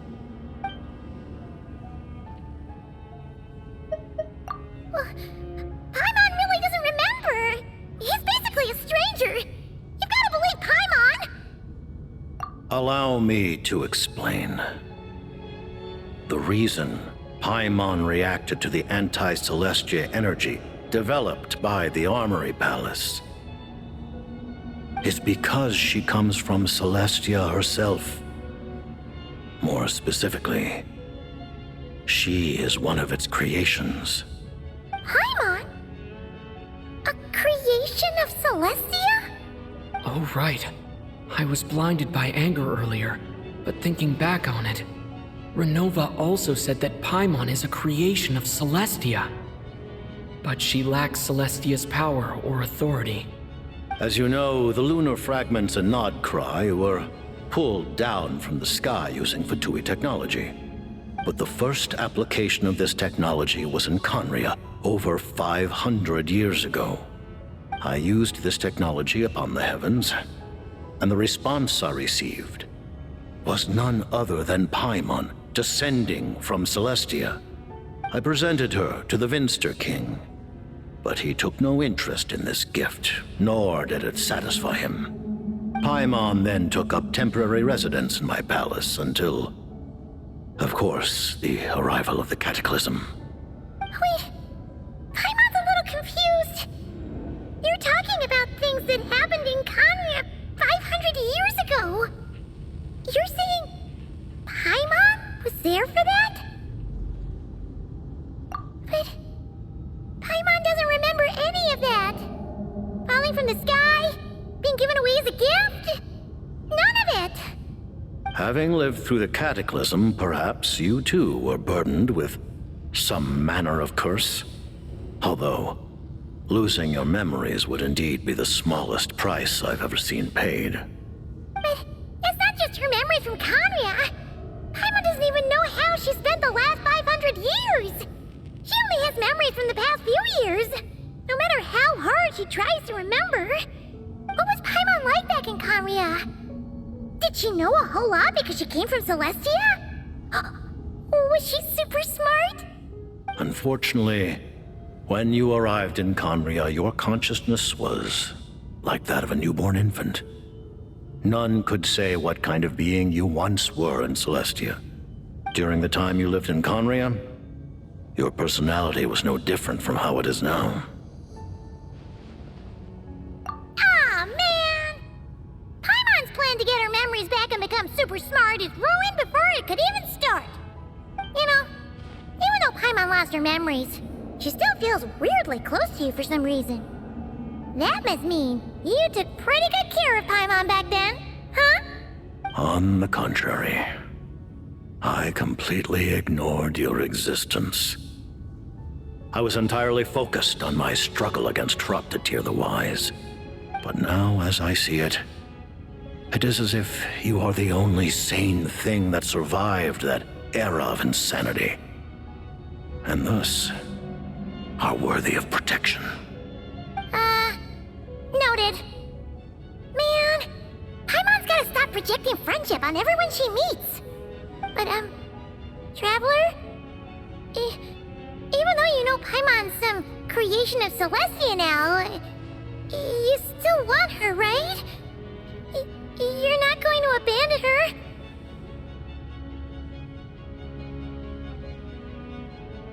Oh, phew!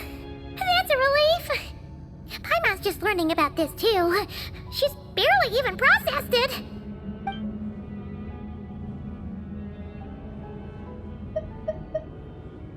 Thank you for telling me so much. I'm a bit surprised, honestly. I didn't expect you to be quite so transparent with me. Given the circumstances, the Fatui need not hide anything from our allies. Allies? To advance Project Mistleton, we must first resolve our issue with the Ruler of Death. And if I presume correctly, you have no intention of letting her actions go unpunished either, do you? That's right. Ever since she said she intends to reclaim Paimon when we next meet, I figured reconciliation was out of the question. Against an opponent of this caliber, deliberating over our allegiances would waste time we do not have. We must join forces unreservedly with whomever we can, if we are to stand anything like a fighting chance. You're going to challenge the Ruler of Death? Just for Paimon? But Paimon's only... Thank you! Oh, thank you! Oh, gee! Now Paimon doesn't even know what to say! Anyway, Paimon's super touched! The Tsaritsa will return in triumph in short order, and the Fatui shall hold internal discussions regarding the enemy. The time for us to meet again will come very soon. Got it. Thanks for your help with Paimon. I'll be sure to look after her for you. There was just one other thing. Well, it's just a request, really. Paimon really wants to see what this Mistleton thingy you're gonna use against the Heavenly Principles looks like. Of course, Paimon knows it's top secret and stuff, but she just had to ask. It's okay if the answer's no. Certainly you may. Whoa! For real? Actually, maybe it's best not to. What if her Nova suddenly pops up again? She might take this chance to... While the technology is not yet fully developed, it has nevertheless reached the stage where Celestia's creations are unable to damage it. In that regard, you may rest assured. Oh. Wow. No wonder Paimon felt so out of sorts recently, even though it was super far away. Alright then! Paimon's ready to take a sneaky peek at this top secret super weapon!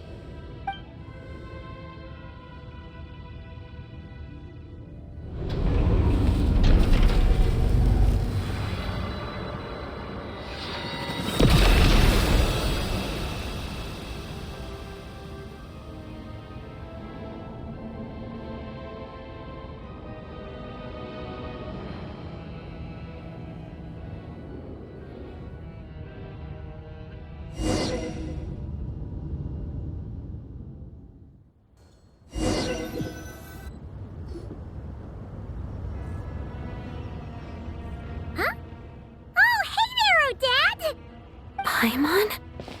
You're okay. Thank goodness. You look well. Have you recovered?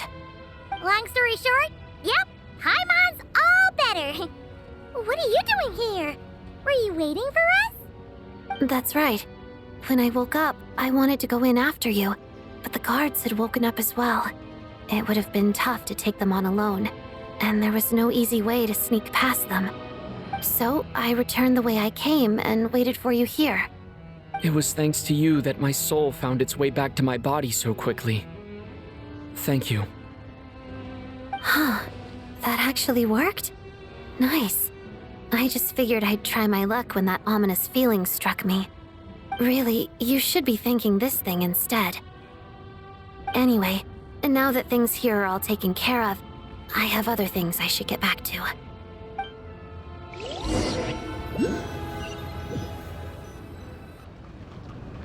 Ah, Director Chuganov, you're back. We just received notice that Project Stuja has been suspended, so we've convened an emergency meeting. This is the preliminary plan. In addition to expanding production capacity, we've also discussed feasible layoff plans to optimize revenue and expenditure structure. Our calculations indicate that the factory's profits will increase by at least 30%. Just give the word, Director. That won't be necessary. Leave the energy for those who need it. Whether they use it just to get by or to run a business, that's up to them. Start preparing to halt production and lay off the staff. Make sure the workers are able to land on their feet and that they are duly compensated. Thank you all for your hard work during this time. Am I hearing you right? Why? After all the tough times we made it through, now is exactly when we should start to turn a profit. I just suddenly don't want to do this anymore. Huh. Does there have to be a reason? Iskra, it's time to rest. Dear esteemed members of the Rokot, given the effects of Lelik's radical actions upon our organization's reputation and social stability, a decision has been made to permanently withdraw this codename from use. Considering that Lelik did what they did for the benefit of the people, the Rokot has nevertheless negotiated with the authorities, ultimately securing a waiver for all penalties due to them. Lelik will be suspended for a period of time. Depending on their future performance, they may be allowed to adopt a new codename and continue acting as part of the Rokot. The purpose of this notice is to remind everyone once again that motives and methods are equally important when one operates in the shadows. Even with Project Stuja's suspension and our interim operational victory, We must guard against complacency and rashness and work to consolidate the progress we have made so far. We act only for the greater glory and solidarity of our nation. May the aurora shine ever on, and the tundra always stand firm. We act only for the greater glory and solidarity of our nation. May the aurora shine ever on, and the tundra always stand firm. Looks like it's finally over. You mean for us? Just thinking out loud. I've never seen the Snezhna Grad Vecha so lively before.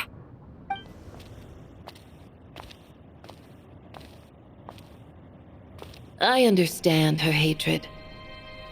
The Fatui robbed her of the life she should have had. I never opposed her dancing. Yet still I became an enemy of her ballet. I'll just keep my distance. Many despise me. I'm used to it. You're certainly not one to shy away from confrontation. But children, they need a different approach. I'm hardly the most maternal figure. Yet she is a child. In my experience, while a father commands authority, he must still yield to love. You should tell her what you think about her dancing.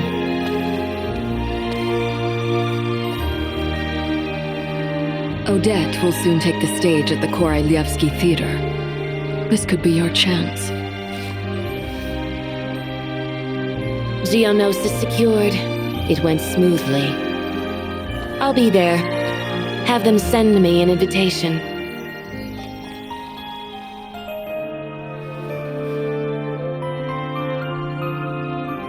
Sadly, things didn't work out. Her final words are inside that block of ice. This? Aren't these for monitoring her subordinates? Not yours. This one isn't her witch's flame, but my two worlds' flames. The two worlds' flames can burn away memories. It was my parting gift to Rosaline.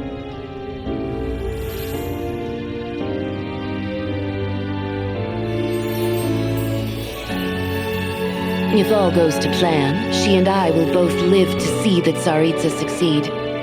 I believe she'll find peace. But if anything happens to me, she needn't follow in my footsteps. The cryo-energy will fade away in time. Then the two worlds' flames will burn away all memories of the Fatui. She'll be free to dance. She deserves this. I will handle the aftermath. The choice is yours, child.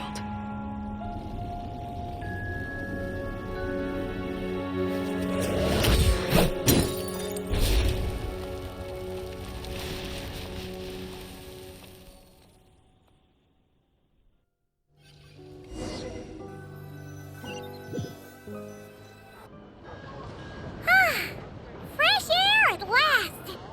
Paimon's head isn't spinning anymore, and the fever's all gone. Paimon's finally free to fly again! Oh, it's nice to finally know where Paimon came from, too. It did make Paimon a little nervous at first, but it's such a relief now. Like, who cares if Paimon's a creation of Celestia? She's probably not anyone that important. Probably just the fairy of food and fun or something. And like you said, this doesn't have to change anything between us. You're not gonna just... Hey, hurry up! Why are you walking so slowly? You've spent the last few days lying in bed and stuffing your face. I didn't think you'd be able to fly this fast. Says who? Paimon's as agile as ever. They don't call her White Floaty for nothing. Paimon originally wanted to check out the bookstores in Snezhnograd, but she's more in the mood for flying around right now, so let's save that for later. Wait, they've got light novels from VII Publishing House here too. Huh? And this is Paimon's favorite mystery story from Fontaine! Wow, they got a sequel! books look pretty interesting too, but also kinda heavy. Not the easiest things to look around. I thought you were in the mood for flying around. Paimon can read while she flies. Hey, look at these two dolls! Which do you like better? Alright, boss, we'll take both. Paimon will have the other one. Oh, I thought we were only getting one. All right, fine. I'll pay. There you are. Thanks for visiting. Paimon will grab this and then... Huh? Huh? Huh? How many layers does this thing have? And what are you laughing at? Huh. You knew all along, didn't you? A whole bunch of people are gathered over by the plaza. Hey, look! That looks like Tartaglia! Hey, Tartaglia! I know that voice. Of course. If it isn't Paimon and my old comrade. You're looking well, Paimon. All better? Yeah! The Jester knew I was wrong and fixed Paimon right up! Thanks for sending someone to keep Paimon safe, too. Oh, yeah. About that. That was kind of embarrassing. Who could have known that our director would go looking for you in person? So sorry for the misunderstanding. Oh, right. Let me introduce you. This is my little sister, Tonya. Hello, Tonya! Hello.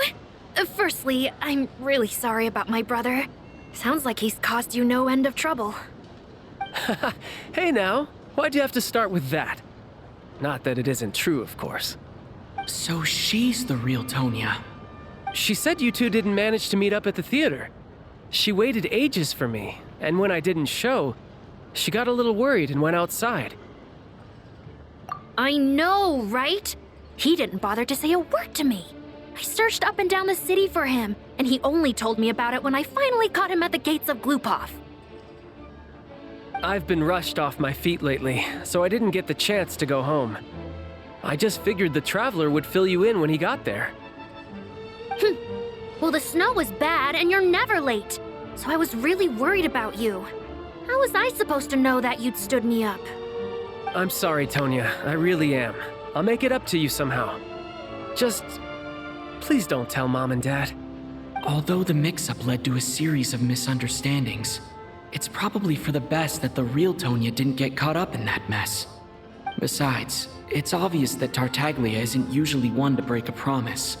He only gave his ticket to me because he had to look into Lelik. No, it's fine. It just meant I didn't get to see the show in the end. By the way, what did you think? You were one of the first people to see it, you know? I would say... the best is yet to come. Huh? What kind of review is that? Hey, look!